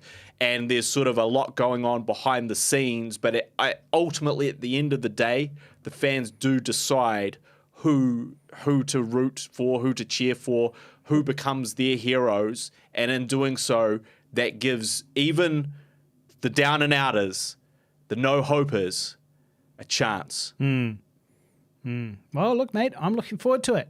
Sounds great. Just Is Harley the wrestler? Harley will be one of the wrestlers. Yeah. Harley will be one of the wrestlers. Obviously, you will be the main wrestler. I'll be the other main wrestler, yes. Yes, so, that's what I would do, but it all comes... Sounds great. I think the whole, me being all hairy, that's good stuff. And then this will motivate me to get into reasonable physical shape as well. So... yeah, I'm looking forward to it. Plus, it sounds like a fun role and a good opportunity. It is I think this would be a really interesting one to do. And that role for you too is a really interesting one. But obviously there's a lot of groundwork to lay there, and I have been laying some of that groundwork for the last 5 years, to be fair. Yeah. And you're right that in terms of sort of bringing everything together, like the cost is not that great. It's more about, like, for instance, if you're going to show sort of bits of 7 wrestling matches, you have to wrestle 7 matches. Yeah. Now, if you've ever, well, you haven't, but once you wrestle one match, you don't want to wrestle another 6. No. And so you've kind of got to balance, like, how much can you wrestle? How can you kind of get the crowd lively and hot while you do it without potentially having to sort of retake a whole bunch of bits? So what are you talking about, actually doing the wrestling in front of a live crowd? So you'd sort of, obviously you're not going to be like, hey guys, like, the crowd is still going to be a crowd of extras essentially, although I'm sure most of them will be wrestling fans. Yeah. And you will still come out and go, hey guys, obviously this isn't your, these storylines are just storylines for the movie. Yeah. But, treat it as, you care about this just as much as you care about our regular shows that we put on. But I do think that you have to probably do a significant sections of the matches. And then obviously if you're wrestling and directing, there's a lot of moving parts there, but it's also like how much can you do of that per day? And if you can't do it all in a day, which you probably can't, how many days do you need? Because every day that you do it is setting up the ring, all those wrestlers helping, you probably paying all those wrestlers to do that. You're paying for the venue. There's a bit going on. But obviously it all comes down to... they'll do it for the exposure. It also all comes down to, and this is really the biggest problem, is you got to write these scripts. And we did have a discussion the other day after the podcast. Like, what do you want to do, guy? The fuck do you want to do? The fuck is wrong with you, guy? This is basically how the conversation That's how went. you remember it? Yeah, basically. That's interesting. Okay. Fuck. I'm just sitting here with my dick in my hand. The fuck do you want to do? I'm fucking sick of this. And the answer is, what I want to do is write a bunch of scripts. Yeah. So then we actually have, like, it's not necessarily like, right, we got to do this script because it's the only script we have. It's more like, we've got a slate. And the slate is like these 3 or 4 scripts. Yeah. And we can then go, what can we do the most easily, and what can we do, what can we manage to do, and which one should be first, and which one should we kind of take and try and raise money with, which can we do with sort of more of our own resources, what are all those things. But the fundamental problem at the moment is we just don't have scripts, and those scripts need to be written. And script writing takes time, and writing a good script takes even longer than just writing a script, especially feature scripts. And so that's really what needs to happen before we can, look at that. But in the meantime, and Tyler asked, what could be the next genre thing? And there's a few ideas around that, but Tyler on the live stream. I do like the idea of the anthology where we just reuse some of our stuff and shoot a couple extra short films, such as this potential new werewolf run. Yeah. Throw a few more in there with all our friends over the next year. Yeah, well, it's half done already, right? Exactly, that's what I'm saying. So it's like all we need to do is now... and short films take way less time to write. They take less time to shoot. They take less everything. So it's easier to do 3 or 4 short films than a whole feature still. And therefore, we could potentially kind of create use a couple of, bring it out the recycling bin, no caller ID, stay at home. This werewolf one, that's 3. Asylum, that's one we'd love to use because it would take up 20 minutes, but we don't know if we can but we could maybe sort of purchase it for a very low amount of money. I think we could. No one gives a fuck. Yeah. And then it's like, okay, cool. So what we need is like maybe, three or 4 shorts now. Could we incorporate 3 or 4 shorts? And that's true too, is that, do we need a Nocturnal says he's got 4 first draft feature film scripts, but he don't want to revisit the scripts until he finishes Value of the Succubus and Zombied, which he's working on at the moment.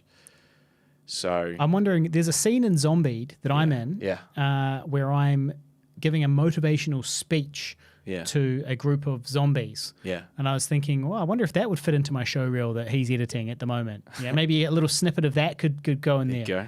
I heavily borrowed from Andrew from I Survived a Zombie Holocaust. Oh, Andrew Lang from I Survived. I heavily borrowed SMP, Stanley Martin Patrick. From his character and the way he acts. Yep.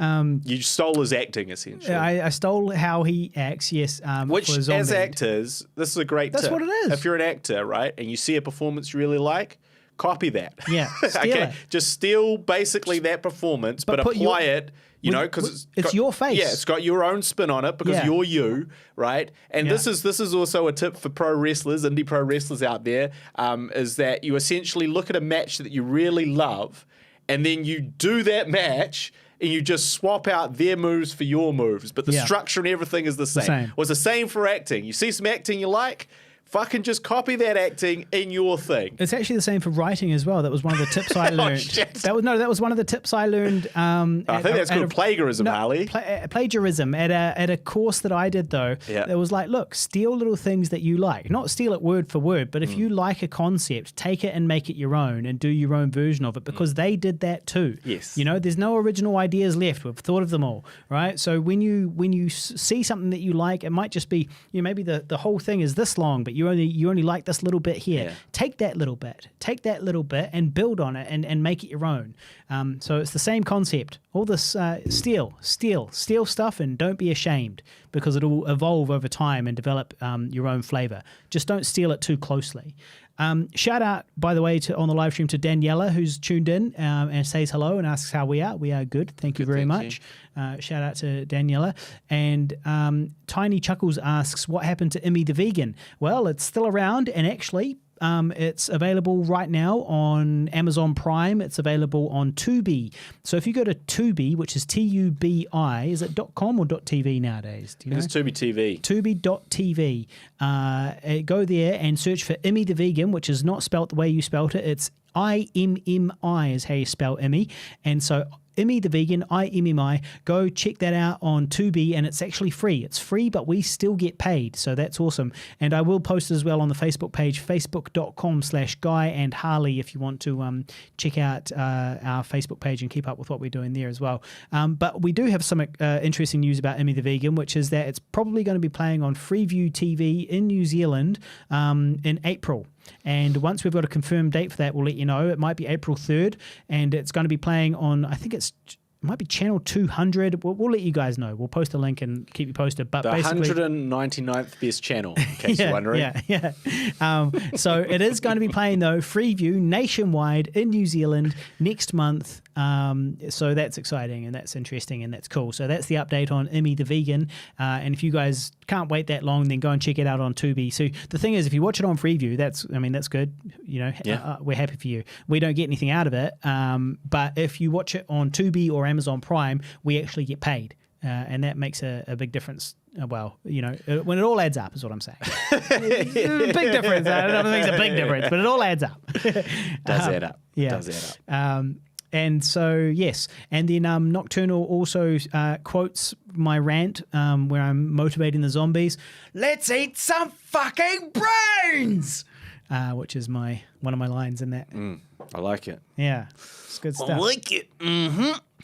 The Netflix series Glow about female wrestlers was cool. And that is probably, I guess, a little more in line with what I'm wanting to do, I think, than a Nacho Libre style thing. Because also Nacho Libre would be like easier and more expected of us. Yes, You yes, know? it would. And also, I think that's the thing is like Nacho Libre is great. It's really funny. It's really entertaining. It's unique. It's different. And it kind of, but you can't. It's big shoes to fill as well. Just to do something in that vein is really would be really tricky to. Jack Black is. I don't know if you know this, Harley, but Jack Black is quite a funny comedian. Is he? Yeah, he's funny guy. He has some measure of success in that world, and I have to assume that's because of it. He's very charismatic and entertaining. Yeah. So yeah, well, it's easy to be charismatic when everyone's blown smoke up your ass for 20 years because you had a big hit. You had 1 or 2 hits, and then everyone blows smoke up your ass. It's easy to be charismatic and confident under those circumstances, especially if you've got $1 million in the bank. I mean, he was pretty. Got nothing to worry about. He was pretty funny and memorable in his bit roles to begin with, though. Yeah, the Jackal. Jackal? The Jackal? I thought you were going to actually bring up the Never-Ending Story 3. No, I don't think I saw the Never Ending Story 3, but the Jackal, it's the Jackal, right? That's with Bruce Willis. Yeah. Yeah. Is he in that? Yeah, he gets his arm blown off. He goes. Bruce. Such a you and your movie knowledge and reference is like the Jackal. Like that's not like an all memorable Bruce Willis movie. It's like one of his kind of like what the fuck happened there, Bruce Willis movies. Yeah. And now you're talking about Jack Black cameoing in the Jackal Before he was famous, really. Before he was famous. Yeah. No, because I don't know if you remember, there's a scene in the Jackal where he's testing out a new gun, and you kind of like you're like, is Bruce Willis a good guy or a bad guy? And he's typically a good guy. And in this movie, he's playing an assassin. And so he's testing out a big automated machine gun, I think it might be like a 50 caliber automated remote control machine gun that he can use a remote for. And he tells Jack Black to go out and stand by a car out in the field and hold up like something that he's going to shoot it off him. And Jack Black's like, okay, I mean, are you sure this is a good idea? I mean, I'm not sure if we should do that. Because he thinks he's friends with him. I think maybe he was the one that sold him the gun, maybe. Right. I'm not sure. And Bruce Willis uses the gun, shoots, and it blows his whole arm off. And he goes, he's like, well, obviously then that needs to be calibrated. And then he blows up the car behind him as well. Interesting. Yeah. He kills a man, basically. Jack Black. He killed him, for sure. He blew him up. He shot him up. Well, he's an assassin in that movie. He killed a lot of men. I was thinking of High Fidelity as his kind of standout, like not the main character, but know that he will one day be the main character kind of role.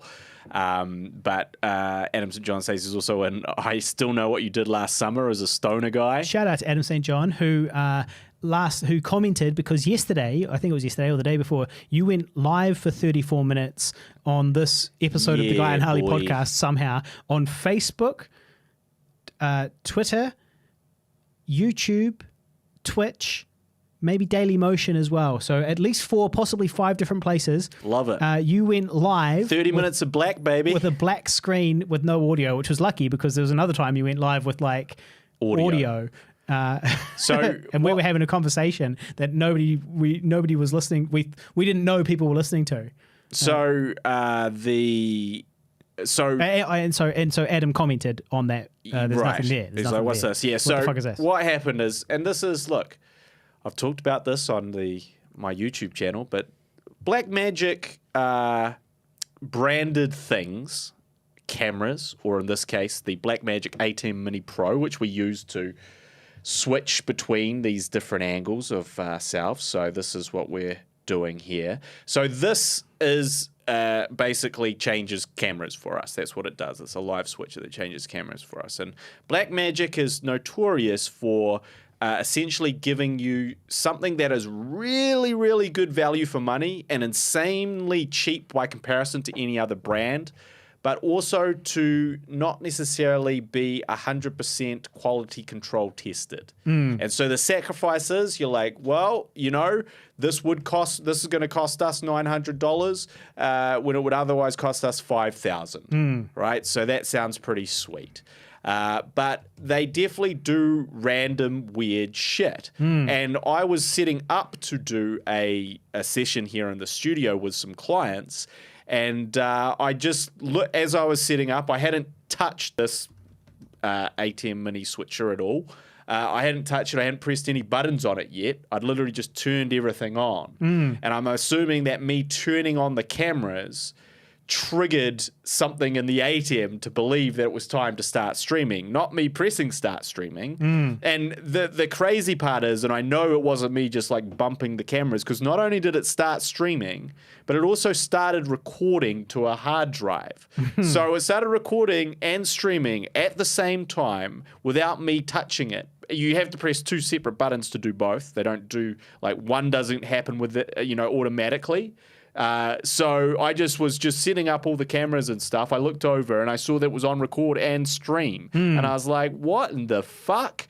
Now, Blackmagic cameras, they famously released their new 12K camera. And the similar thing happened where they were just kind of setting up the scene and then it would just start recording. The record would just go on and it would start recording. And they were like, what the hell is ghost record? What the fuck is going on?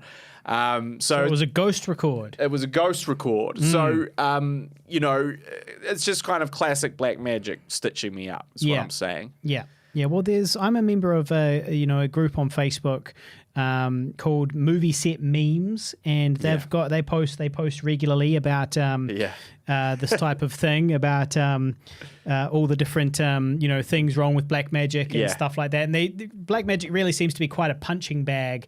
And so I don't know if you can really see that. You can't really zoom in. You can't see that very well, but we really got to get our screen sharing sorted.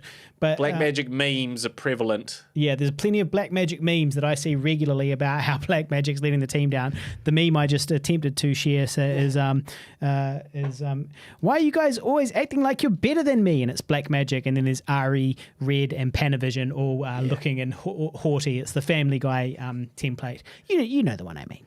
Yeah, so that's the thing. So, yeah, Blackmagic. But I love Blackmagic, right? I'm going to keep buying Blackmagic stuff. I like it too. It's way cheaper. And it's like, yeah, will my camera just die one day mid-shoot for no reason and then have no, reason and then come back and they say there's nothing wrong with it? Sure, it'll do that from time to time.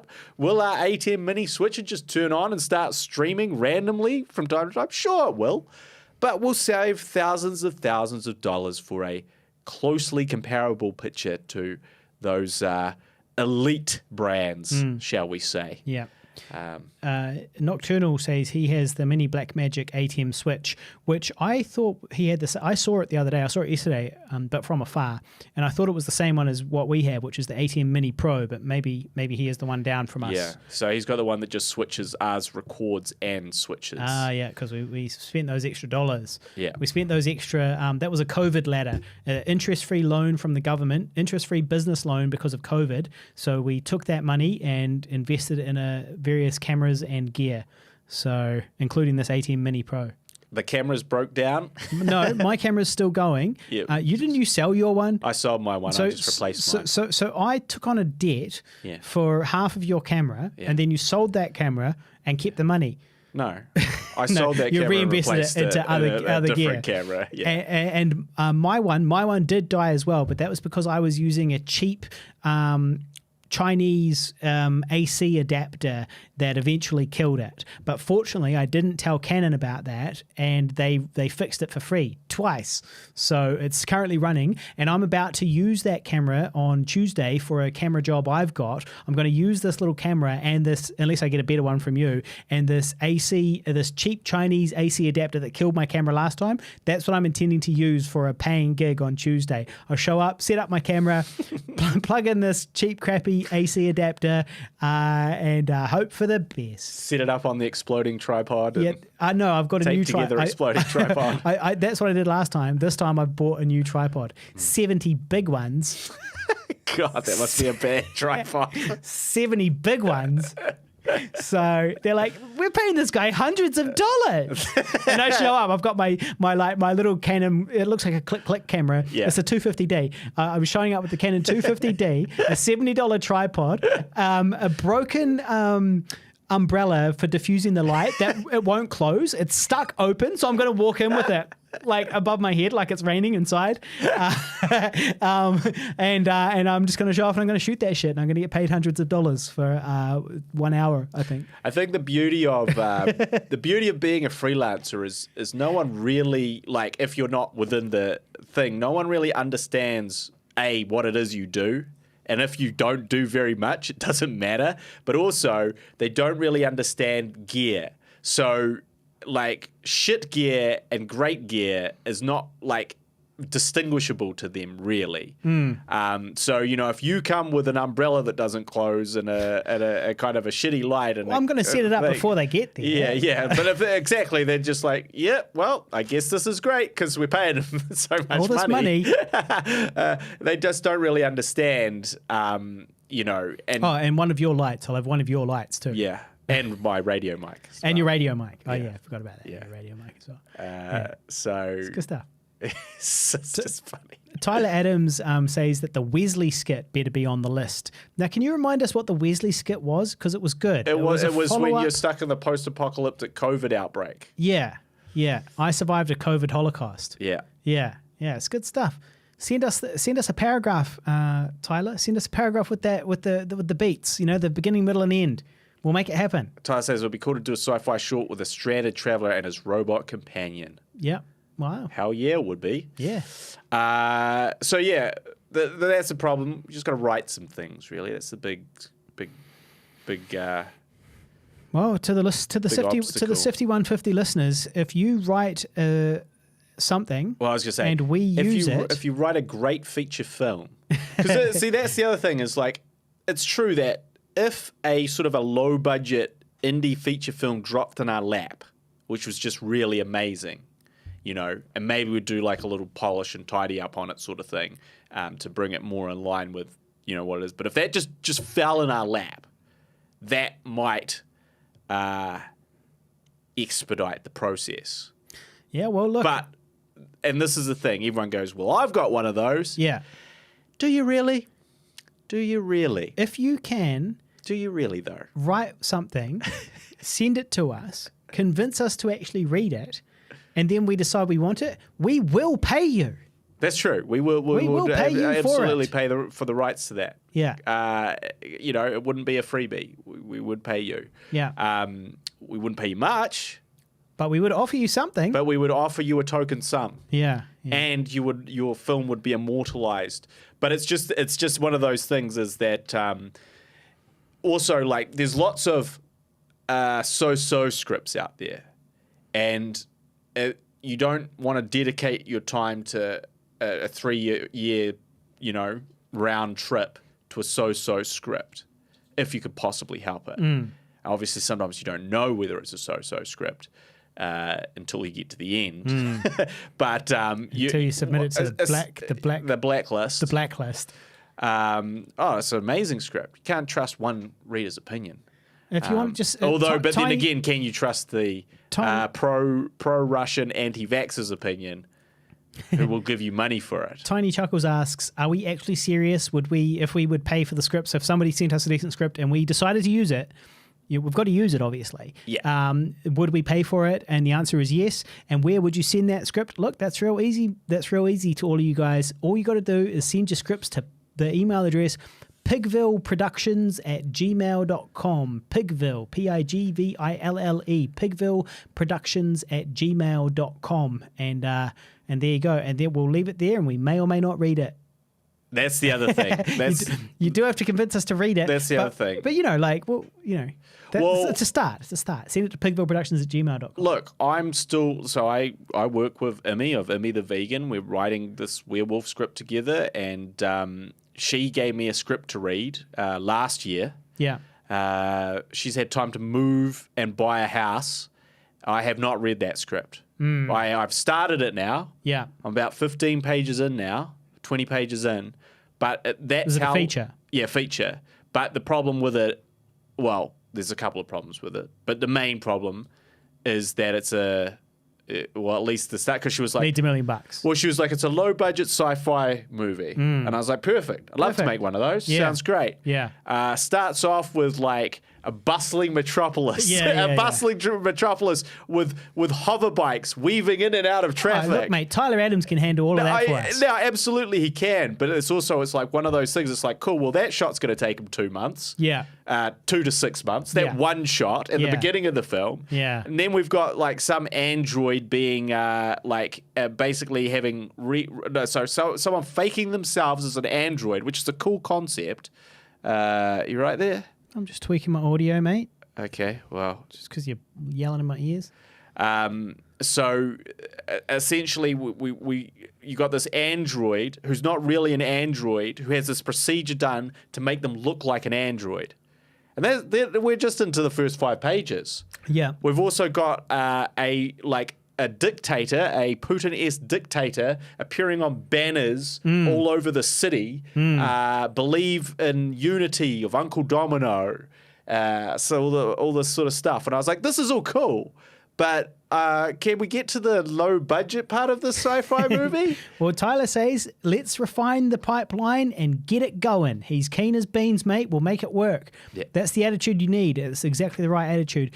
And Nocturnal says that for the robot companion of Tyler's idea, about the robot companion that we mentioned earlier, that he could build the robot companion. And it's true. As I mentioned yesterday, I was at his house and I looked at some of his equipment, some of his creations, and they were impressive.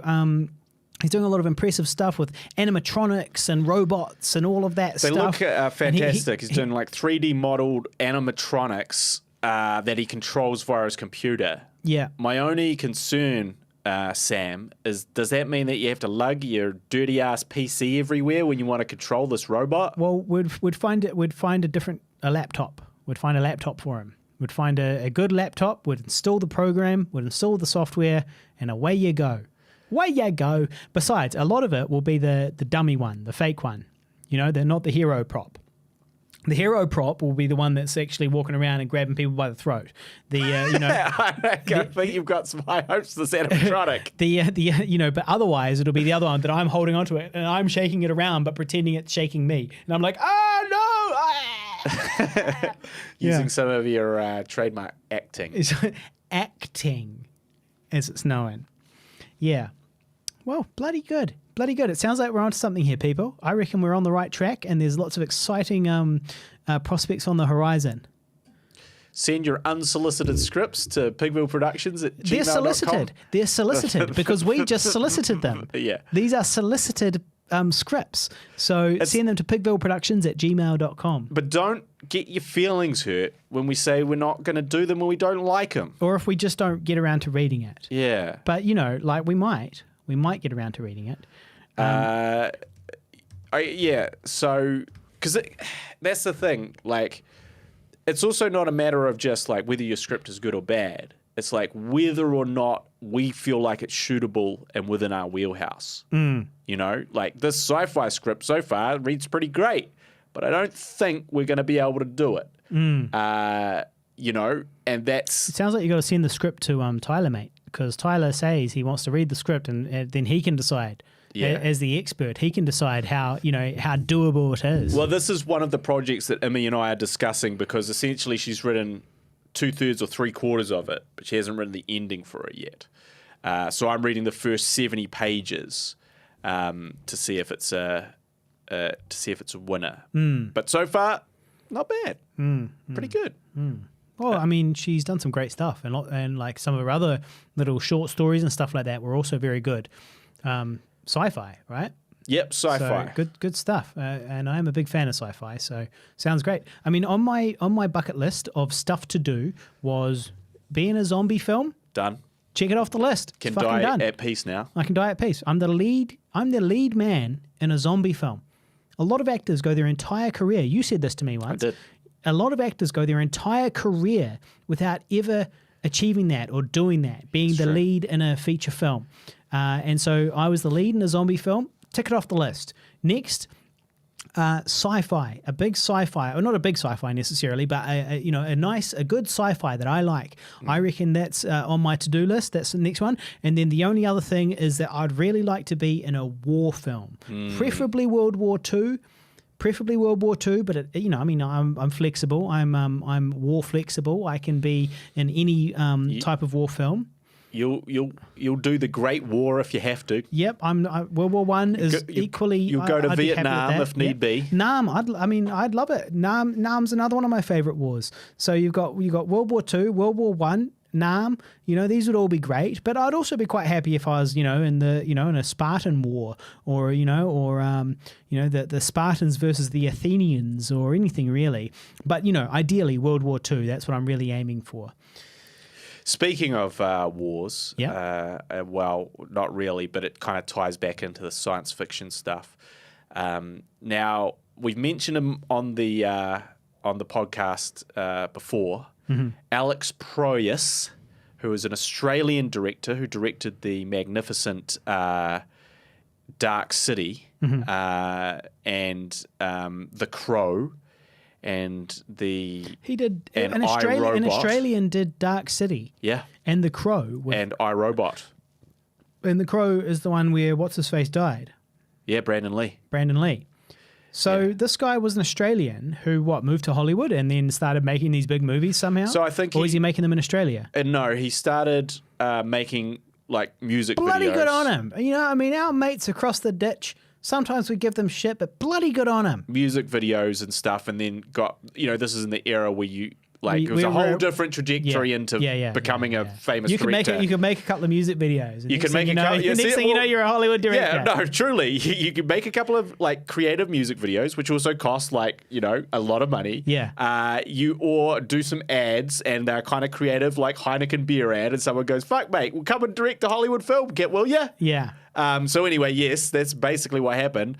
And so he did The Crow, and now he's sort of gone back to his indie roots, right? And he's created a studio in Australia, and he's sort of talking about virtual productions and working in the volume and all this other sort of thing. And he recently did he posts heaps of stuff online on his YouTube channel. And it's really funny because he's this really famous, awesome director with a shitty YouTube. He does, I kind How's his views? I sometimes joke about this. Oh, they're not too bad, but he posts quite a lot. But they're also not very good. When I say they're not too bad, I mean, get a few thousand per thing, which is... So he ain't getting 40,000 a day, the Pigville channel. No, he's not. The Pigville channel's getting 40K a day. The Pigville channel was way ahead of in terms of views. We got 52,000. He may never catch up. He may never catch up to Pigville's views. We've actually on YouTube. We've actually just crossed the 15 million views barrier on YouTube for our YouTube channel, Pigville and the number 2. We've just crossed the 15 million views barrier, and the reason why I haven't posted about it yet is because we're at 29,500 or something subscribers, but we're getting 117 new subscribers per day. So I'm I might as well wait until we get 30,000 subscribers and 15 million views, and then I'm going to post about it on YouTube. Not bad for a couple of dickheads from Dunedin. So anyway, Alex Price has got a long way to go, but I do think it's a funny thing where you're I kind of joke about this. I'm a great filmmaker, but I'm not very good at YouTube. And that's what this guy, that's kind of what he is. He's kind of adopting YouTube, as a platform to get his stuff out there. Potentially. I think you're pretty good at YouTube. Potentially because he doesn't get any work in Hollywood anymore. Essentially, he's been ostracized because he made a very... Of the allegations. No. So nothing, no issues in terms of doing anything bad. Me too. No, he's just been ostracized. This is what happens. This is the general career of a Hollywood director is. Make a good film. Make a bad film. Make another bad film. Your career is over. Right? That's generally how all careers go in Hollywood, right? We only know about the god tier directors, and he was sort of made a good film, made a good film, made a good film, made an okay film, made a bad film, his career is over, right? But he's my career is not. Well, the trick is to start with bad films. Gods of Egypt was the film that sunk him. It cost over $100 million. And was, made fuck all money. Well, you can see how someone might be pissed off about that. Well, he's pissed They're off. one of the investors, He's you know what I pissed, mean? He's pissed off about the critics' reception to it. Yeah. And I think what's interesting is that it's not very good. Yeah, did you watch it? And it was not very good. Yeah, well, I tried. You skimmed through I it. tried to watch it. Yeah. And it's not very good. And it's obviously, and it's shit compared to, like, say, Dark City or something. Yeah. And I'm just not sure how you can watch. I get it. We're all attached to all the films we make. And we want all our films to be awesome. But I still find it hard to not see, like, when you make a real stinker, because there are other directors that go, look, yeah, I made a stinker. I made a shit one. Obviously I tried my best, but it came out shit. Whereas he's kind of like, no, it's the critics and the audience who are wrong. Am I wrong? No. it's the audience that's It's the wrong. audience who got it wrong. Yeah. And- Am I out of touch? No. It's the audience that's wrong. And so, I'm not trying to pile on Alex Seymour. Proyas. Skinner. Because he's made like a couple of classics that, we could only ever hope to make. So, but he's embracing this whole virtual technology and all this sort of thing. But I guess what's interesting to me about it is A, he's doing it through YouTube, but he's not very good at YouTube. B, he's kind of making what to me look like shitty student films. But he's a really great Hollywood director. But like, if you see the trailers for his films where he's employing all this technology, he's using volumes, he's doing this and that, it's like, well, this is a bad actor in front of some green screen, and in front of some poorly done green screen. And it's kind of like, this is weird. This is just really weird because on the one hand, you've got this guy who's like clearly really talented, but he's also, isn't that like, and he released one of his films, which, and he's kind of, wants to be more experimental and arty. And so it's, it's a girl fucking wandering around the subway and, hearing some weird voices in her head. Why do people want to do that? As you mature as a filmmaker, why do you want to go arty and feel like you have to do that arty shit? Nobody likes that shit, dog. But I don't also, want to watch that shit. Nobody wants to watch that shit. But I also think like we can all we can collectively agree it's not good, right? It's a shitty student film. It's the type of thing that we would make when we're experimenting, when we're, fucking a 20-year-old filmmaker and we want to be like, great thinkers and we want to, be really deep with our stuff and we want to push outside the boundaries and that's what we come up with.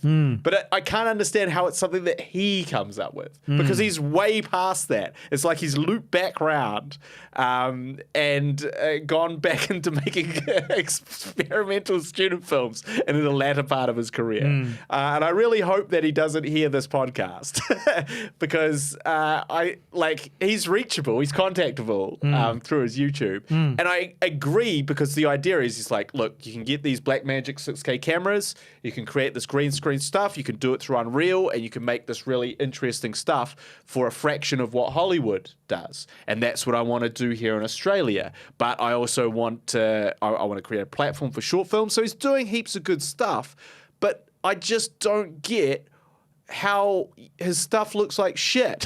And he's like, that's okay. Like, his these. What's his YouTube channel? What do we look up? Alex Proyas on YouTube. Actually, a bit of Proyas. Proyas. Proyas. Proyas. Proyas. Proyas. I think it's actually, it's called the name of his, I want to look it up right now. Okay, well, you look that up. I'll just point out, no, unless you got... No. But like basically, he did a keynote speech, right? Yeah. Where he talked about this, and I guess it was for potential investors.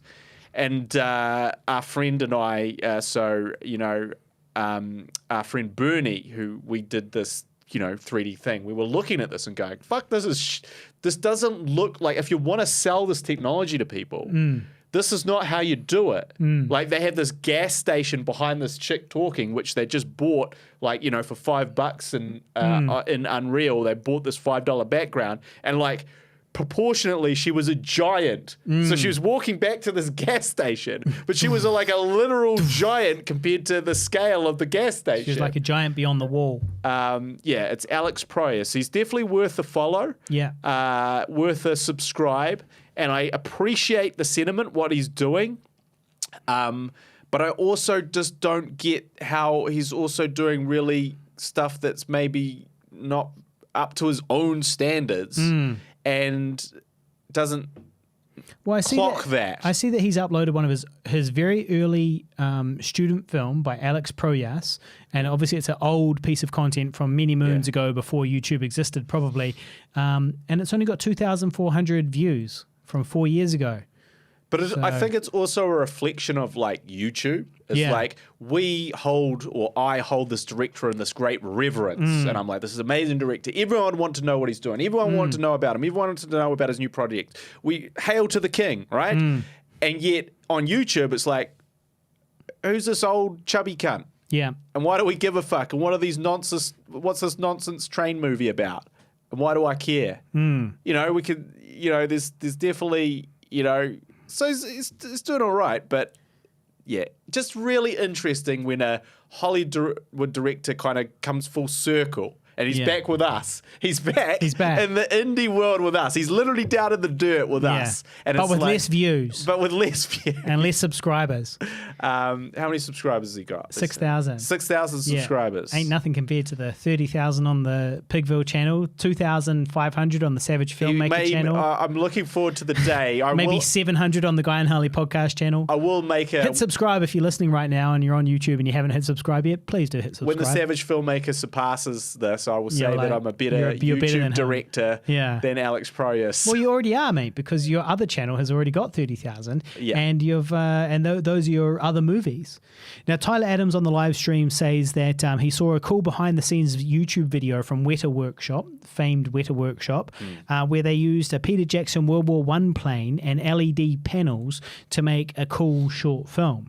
And he's wondering if, you know, we could do something similar for a sci-fi with a laser projector at much less cost, because 4K HDR shot. Oh wait, what does it say? 4K HDR short throw laser projector has caught my eye as an alternative to an LED wall. I wonder if Tyler checked out that short film I shared from Logan Marshall last week on the Facebook page, facebook.com/GuyandHarley. I did share it, and it was an LED wall. It was just the trailer, though. No, I shared the film. I clicked on it, was just the trailer. Oh, did I share the wrong thing? Yeah. Whoops. Well, I'll share that this week on facebook.com/GuyandHarley, and I'll share the whole film. But that, interestingly, that Peter Jackson World War I plane, some people out there will be like, you and I take it for granted that we know that Peter Jackson makes World War I planes, but that's because we're industry insiders. But this might be news to some of the listeners, that Peter Jackson for a long time ran, like more than 10 years, ran a company called the Vintage Aviator. And my understanding of it was that it was essentially a tax write-off. It was a way to spend a bunch of money that you don't have to pay tax on, basically, because, you know, it's a business expense. So when you become, that's one of, well, we should clarify that for listeners. When you become a certain level of rich, you can do one of two things. You can pay taxes, or you can spend the money that you would pay taxes with. And so what these billionaires do, or millionaires, multi-millionaires / billionaires tend to do, is they create these little kind of essentially hobby activities where they can sink large money, because it's like, well, who am I going? Either I'm going to spend this money, or I'm going to give it to the government. So let me spend this money on doing this thing that I enjoy. Yeah, which makes perfect sense. Makes sense. As we enter the last 3 days of the financial year, I can say that it makes sense. Makes perfect sense. And I can see what they're doing. And so Peter Jackson Got to spend some money in the next 3 days.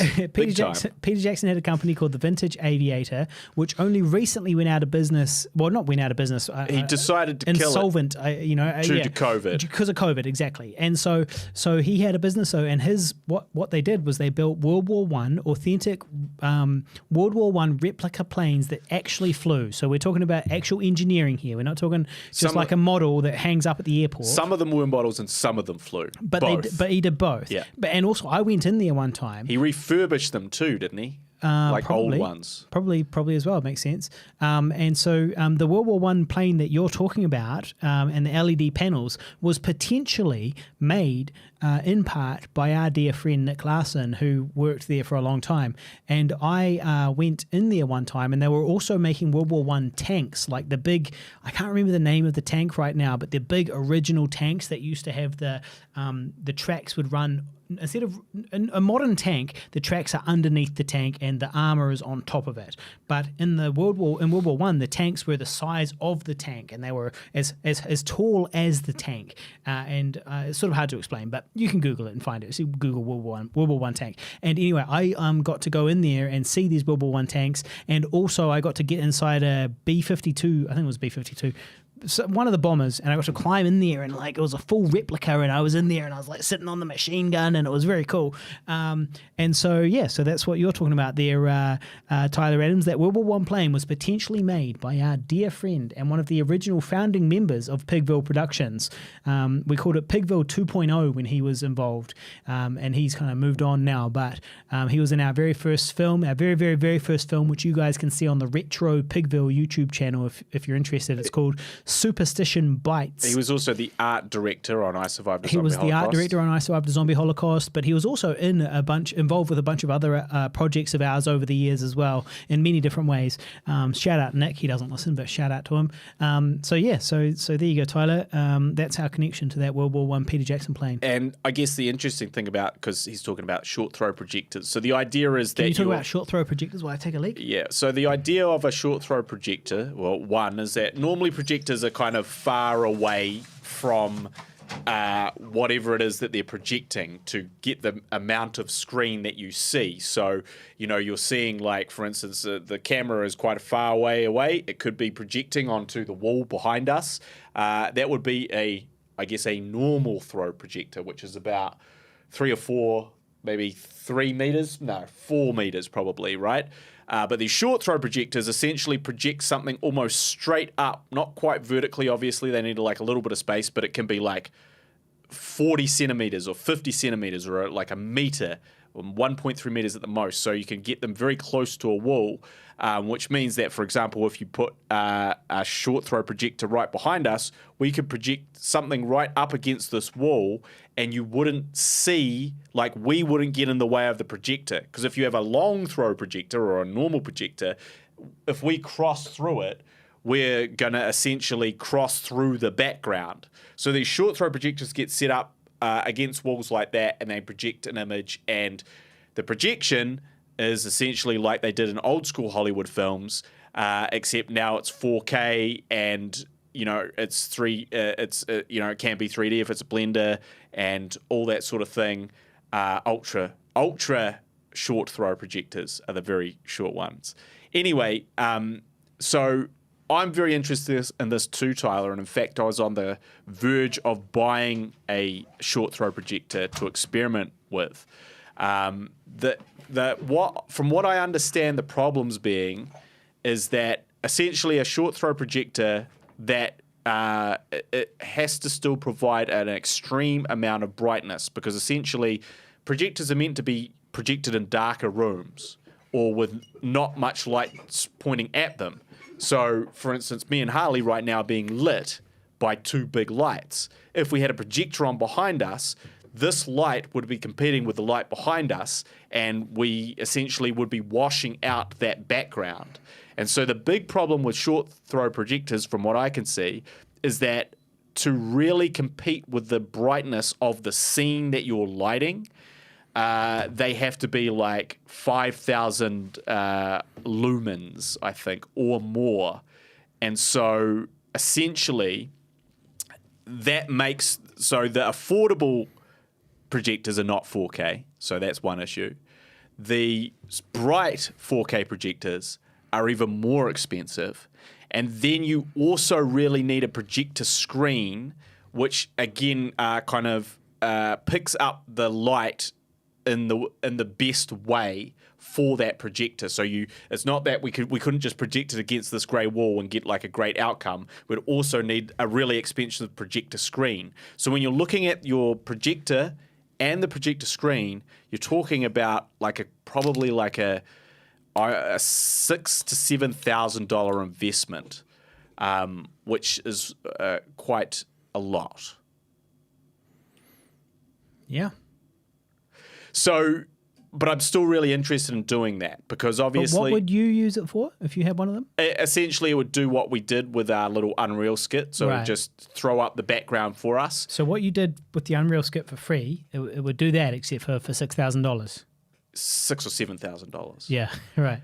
But I guess the difference is it's right there. So we don't have to do anything in post. We're looking out to the cityscape right now. Yeah. So, we put a cityscape up behind us. The cityscape is there. Well, mate, we'll just bang up a green screen. What's the problem? You just bang up a green screen and then you just, I don't know, like get a shot of the city and then you somehow... As we mentioned last time, what made your projection good is that you're getting light back off that screen. Yeah. And it's the same with LEDs. Oh, you mean in Logan Marshall's film?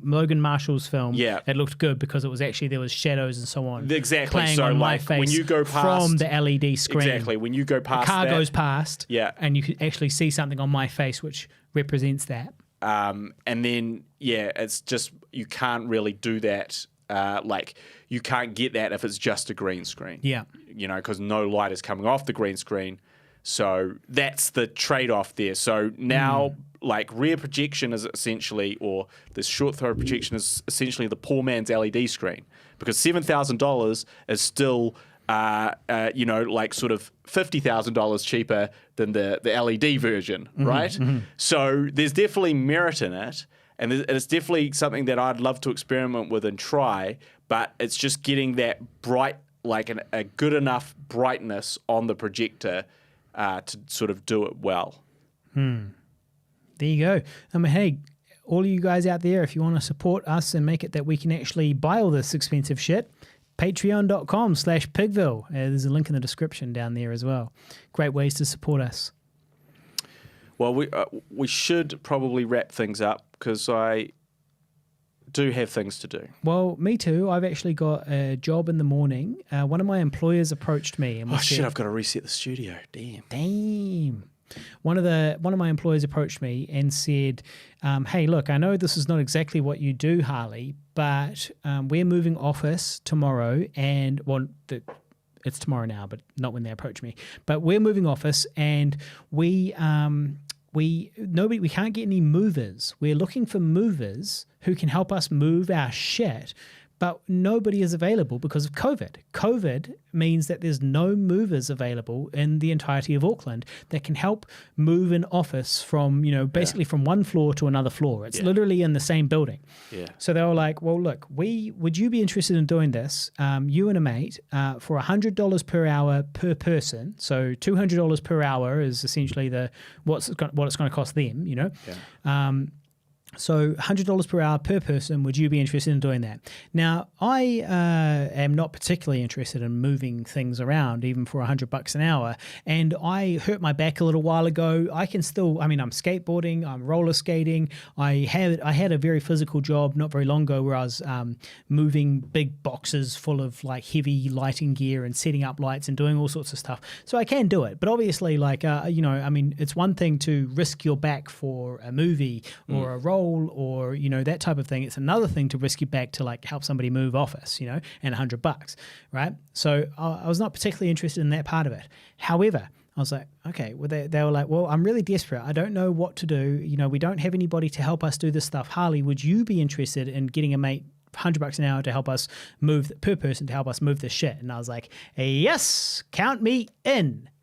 Then I found 2 hungry actors and I'm paying them a pittance. And I'm keeping the change. See what you did there. Yeah. So basically what I'm doing is I'm taking that on as a job of my own and just employing my own people to go along. And when I say a pittance, it's still pretty well paid for them. They're getting $50 an hour. And I'm getting the other... Skimming 50% of the time. I'm keeping the other 50 as a supervisor. I'm in a supervisory role just here.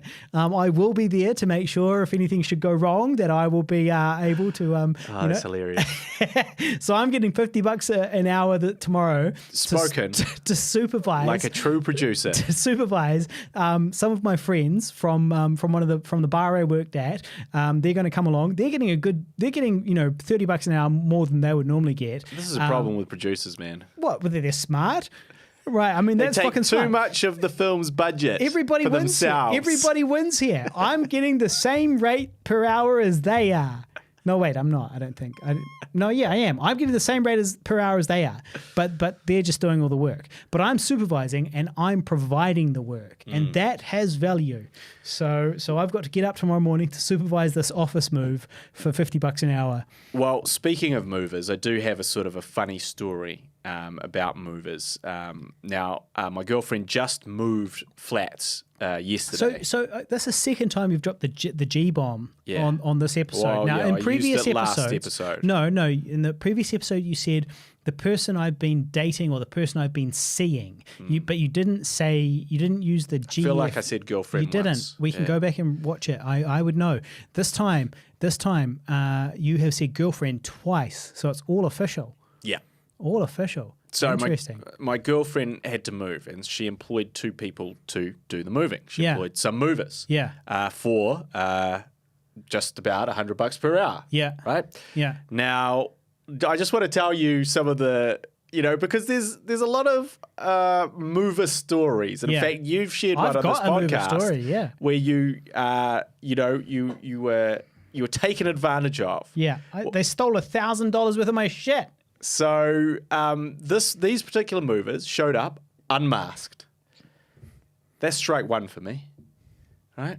Well, I mean, in this day and age, with the pandemic. But to top it off, one of them had a runny nose and a cold, and was like, and then like picking up the fucking the couches. Hey, do you need this ATM mini? Yeah. Just let me pick up your bed, which you sleep on. So I hope that's okay. So that's strike number one. Also, they're like, where are you? Come and meet us outside. So she went outside looking for the name of this moving company. And what she saw was a quality baker's truck. Uh-huh.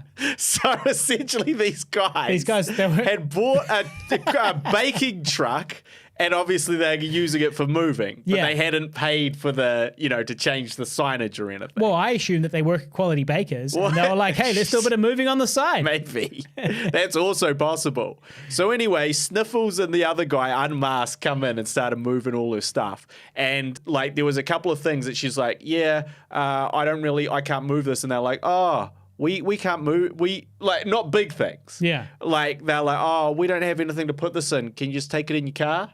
Yeah, and you're like, that's you're what I'm paying the fucking mover. $100 an hour for. But it gets way worse than that. So anyway, they got to the place, and she got there, and she was just watching them, and they were just sitting there texting in the rather than moving. Yeah, they were just sitting there texting. She waited a while. She's like, well, I guess they'll start their moving, and it's they just got there. They just got to send off these texts. Yeah. Nope. Yeah. Until she came up and was like, hey, are you moving my shit? Because you're paid by the hour. Yeah. And anyway, and so then they started moving. Apparently they blocked both the entranceways to the new apartment that she was in. And she was like, hey, can you not with all this stuff, unblock the entranceway? Otherwise, I'm going to piss off the new people in this apartment. And they kind of ignored her. And then 2 elderly people in walkers came out and couldn't move round until they moved the fucking. That's like the worst case scenario. Yeah. It's like when you just quickly park on the footpath to do something, and then somebody with a wheelchair arrives and goes, "I can't get past. Thank you, you inconsiderate son of a bitch." And then, so anyway, then. And then they were just moved, and they moved some of the big stuff up, but there was still like heaps of stuff left to go. Yeah. And they're like, and this is 2 movers. Obviously, you need 2 movers for most things, right? And also speed. You can't lift a table by yourself. And also speed-wise, 2 people is going to do things twice as fast. Yeah. And then about halfway through the moving, they'd moved some of the stuff up, and then they're like, one of them was like, can you call an Uber? Her. Can the client call an Uber? Can the client call an Uber for one of these people? There's 2 people here, for one of them, because he has to leave now because he's got a laser appointment. For his hairy back. Yeah. So she had to call. It was me. She had to call him an Uber on her Uber account. But why? I don't understand why the answer was not. I think she was so dumbfounded. No, I'm not dumbstruck. But did she pay for his Uber? Well, no, she basically added it to the bill. Yeah, she took it off the bill. Right. But still added it to the bill. You mean? Yeah. Oh, took it off what she owed them. Took it off what she owed them. Yeah. And so essentially, this guy, like, who asks the client to pay for the Uber ride of a guy going away to not do his job? Yeah. Who books in a laser appointment at the same time they're meant to be doing some moving? Yeah. Right? So anyway, the guy left. And then the other guy, and she was hey, can you grab the other end of that table? Yeah, essentially that's what happened. So the other guy was moving stuff up, and then he was like, "Hey, yeah, can you help me with some of the stuff? Can you just grab that thing?" And she was like, "What the fuck am I paying you for?" No, of course I can't do that because that's what I'm paying you guys for. Yeah. Why would... And he was like, "Oh, I wasn't saying to start moving stuff. I was just wondering if you could help out moving stuff." Yeah. And then at the end, it was... they broke one of her lamps as well. Yeah. And she was like, "Hey..." I love lamp! She was like, "Hey, this lamp is broken." And he was like, "It's not broken, is it?" And she's like... Yeah, it's broken. Look, this cord, you see, it's broken. Yeah. It's been ripped off. It wasn't like that. And he was like, "I think it was like that." Yeah. And she's like, "Why would I keep a broken lamp in my house? Yeah. Why would I just keep that? If it was broken, I would have thrown it away a long time ago. I like this lamp. I use this lamp." And he was like, "I don't remember that." And so then he was like, "Okay, cool. So they've sneezed on it. She's paid for the Uber. Some guy's left for laser treatment halfway through his job. And so at the end, they were originally, trying to do it in 2 hours, and they did it in 2 hours, 15 minutes. And he was like, "Well, it's this much per hour, but it is 2 hours, 15 now." And she was like, "Yeah, it's 2 hours 15 because your mate went off to fucking get laser treatment. Should be an hour and a half." Yeah, should be an hour. So anyway, she obviously deducted the Uber off, did not pay for the extra 15 minutes. He was like, "Oh, yeah, okay, fair enough. But I guess to me, this is, this is like... sexism, misogyny. It's alive and well. Look. You might be right. I'm not denying it. I'm not denying that this motherfucker would look me dead in the eye. But he would, because that's what happened to me. What? You didn't have to pay for Uber for a guy's laser treatment. But they made me pay for like a whole bunch. So I had beforehand, told them, there was an agreement about what it was going to cost. And then they were like, no, but it's this much because now look at the time. Plus we've stolen $1,000 worth of your stuff. And there was a bunch of things that they did. But, if you're a confident and intimidating, mover, then you can, regardless of the sex of the victim, you can, do whatever you want. So as long as you're assertive, direct, and that's kind of what happened to me as well. So I'm not denying that there is some patriarchy issues here and that probably there's some misogyny and all that stuff as well. But also probably movers are just just pieces of shit. Maybe. But I also think it's interesting. Not all of, to be fair, this is the only time I've had a problem with movers. Well, every other time they've just moved my shit. Without supervision. I looked at these movers and I was like, I feel like they were the movers that moved my stuff. Were they called Red Bull? No, Bull 18. No. Bull 18. If you're in Auckland, they're also in Australia. If you're in Auckland and you're moving house and you Google house moving people, they're probably out of business by now, to be honest. But if you are looking at online and you see something called Bull and the number 18, and they've got a logo that looks kind of like the Red Bull logo, so they've got Bull 18. Don't use them. I used them the first time. They were fine. And then the next time was a couple of different guys, and they stole literally $1,000 worth of my belongings. And there's no denying that it was them. There's no way around it. It was like literally like things that were right there, right then, which were then not there, 20 minutes later at my new house. $1,000 worth of my belongings. Red Bull. Bull 18. Bull 18. Don't confuse it with the delicious drink. The Red delicious Bull. Drink. Not Red Bull. But that will... if you see a logo that looks similar to Red Bull and you're thinking about moving house, don't use that one. But... it's like me in the middle of filming with two cameras. Yeah. And then I'm like, look, I've got to go. I've got some laser treatment. Yeah. Can you book me an Uber? Yeah. Obviously, we won't have that camera, so it'll just be one angle. Yeah. And I'll see you later. But we will be charging you the same. Yeah. Well, actually more, because they're going to have to shoot from that angle, then they're going to have to reset and shoot from the angle I was shooting at. Yeah. So that's going to take twice as long. Does she watch the show? Yes, but I think that she's can't be bothered today. Right. Well, shout out to She Who Shall Be Named. She who shall eventually be named. Is that what you're going to call her? What should we call her on the show? She Who Shall Eventually Be Named. Well, that's the other thing. It's like, I don't actually know if she wants to be named in this. Yeah. She's like, I don't, these dickheads in their shitty little show. I don't give a shit. Yeah. I don't want any fucking part of that crap. Keep my name out of your mouth. Exactly. Yeah. But I just thought, I was like, really? The audacity of the Uber call was what really... And then the excuse, because, like, here's the thing. If you're just like, look, I booked in for a doctor's appointment. I'm afraid I couldn't move it, and I've been waiting like a week, and this is really important. I would go, why did you book in me now? But fuck, okay, I guess you've got to go. Yeah. But if you tell me, hey, I've got to go, laser treatment, got to get the back done, obviously it's getting hairy again, I'd be like, what the fuck are you talking about? Homie's got to get laid, I mean, like, chicks don't dig hairy backs, man. We know this. I've been waiting for weeks for this. This is an emergency. I've got to remove, we need this hair, it needs to be removed. Unfortunately, it does come at the expense of you. Yeah. And the Uber will also be at the expense of you, because can you please call me an Uber? Like, how can he not call his own Uber? Yeah. How can he not just call up and go, I've got, or not even call, because you just press a button in the app. Yeah. Unless it's like credit card's been cancelled. Yeah. Well, it might have been. We'll give an update to that one. So I think she's going to send a strongly worded email. The recourse of... Good luck to her, because I didn't get anything back from my one. The recourse of any disgruntled member of public in 2022. To complain. A strongly worded email. I was going to... I got in touch with the management of Bull 18 Movers, and they said they would give me $400. And I was like, go fuck yourself, you can't. But not in those words. But I was like, well, what do you mean 400? So you're acknowledging that they stole from me, and you're saying you'll give me back 40% of what they stole from me. What the fuck are you on about?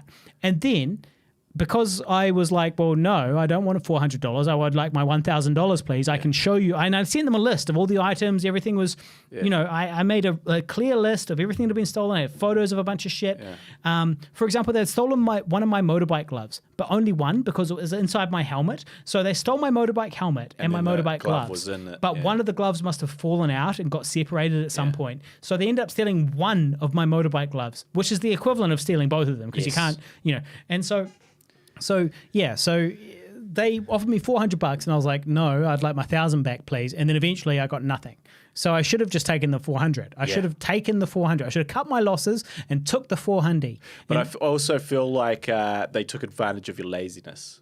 Well, no, because I wasn't lazy. I went to the police station. I did a police report. I had an extensive online smear campaign against Bull 18 Movers. But did you do the small claims dispute? I don't think I went to the small claims tribunal. So that's what I'm saying. Yeah, I might not have gone to... Didn't go to the tribunal, brother. But I did go to the actual police station. But the police don't do shit. I had to walk into the police, and plus I called them a bunch of times, and my ex-girlfriend at the time, she was calling them regularly, like calling them up, where there was long emails. I was using all my big words, doing all the stuff. Strongly worded emails with the strongest of words. Yes. The absolute strongest of words, sir. The most effective and strongest. May words. I take you to school with the absolute strongest of words in this email, sir? Well, yeah. So, I don't know. I like to believe that I did actually harm them in the end, because a bunch of my Facebook friends did go and give them like a 1-star review and all that. And now I'm not actually sure if they're still around. Yeah, so, ratings do matter. Bull 18. Google ratings do matter. Bull and the number 18. People take go Google and have a look. Ratings very seriously. Yeah. All right. Well, on Google ratings, hairy backs and movers, we will end the show, because it is time to hungry. To get on with it. But thank you very much for watching, and all the important links are in the description down below. You can make a one-off donation. Last week, there was somebody who tried, actually 2 people tried to make a one-off donation to be the official sponsor of the Guy and Harley podcast. And that's, if you want to be the official sponsor of the next episode, there's a link down below. It says buy me a beer. Click on that and you can make a donation. Any amount, doesn't matter. You make the donation and you decide how much it is. It can be $5, can be $20, can be $1, whatever you want. Put in that donation and we will use that to pay for the beers and other drinks on the show, and we will call you the official sponsor of that episode of the show. Now, last week, a couple of people tried to do it, and the link didn't work. And I have since gone through, and so the link works, but it turns out that there's a problem with the Buy Me a Coffee account to do with like verification and stuff like that. Oh, yeah, they changed the setting. They changed Very something. frustrating. They changed something, exactly. And we lost money because they changed something. And so I think I fixed it now. I think I've verified it now. I hope I have. So you can, if you want to be the sponsor of the next episode, you can give us $5 and we will use that for beers and we'll shout you out next time. And if it doesn't work, you got to let us know because we don't know. We're not trying to pay money to ourselves. So you got to let us know if it doesn't work. But yes, that's all a big aside because the show is finished. Thank you very much for watching. Check out all the links in the description, and we will catch you next Sunday and every Sunday on the Guy and Harley podcast. A couple of Sundays you won't catch me, actually. Actually, why not? Well, I think I'm going on a trip, and not next Sunday, but the Sunday after. Is this with the... Now, what are we going to... She Who Shall Be Named. She Who Shall Eventually Be Named. Is my girlfriend. And so your one is She Who Shall Eventually Be Named? Well, she will be named as soon as I get permission from her. She Who Shall Permit You to Name Her. Yeah. That's her name. Yeah. She Who Shall Permit You to Name Her. Yeah. So you're going away somewhere with She Who Shall Permit You to Name Her in a couple of weeks. Yeah, so I won't be here. Yeah, well, that's right. We'll do it on another day. But yes, most Sundays we are here on the Guy and Harley podcast. Most Sundays. Not every Sunday, but 90% of Sundays. Generally speaking, on Sundays we're here. And we love hanging out with you guys. So please do hit thumbs up wherever you are and give us a review if you can. Subscribe wherever you're watching. And the best place to watch at the moment is the YouTube channel. Search for the Guy and Harley podcast because we're trying to monetize it. We're slowly inching our way there thanks to the help of Tyler, the VFX creator, who keeps on making us some really great highlights from the show. And those keep on getting, way more, plenty of views. And that's all really helping us get our view time up, which will eventually lead to us being able to monetize this channel, which means that it'll be exactly the same as it is right now, except for we will be getting paid and you will be forced to watch ads. Sounds like a great deal. That sounds pretty great to me. So tune in next week.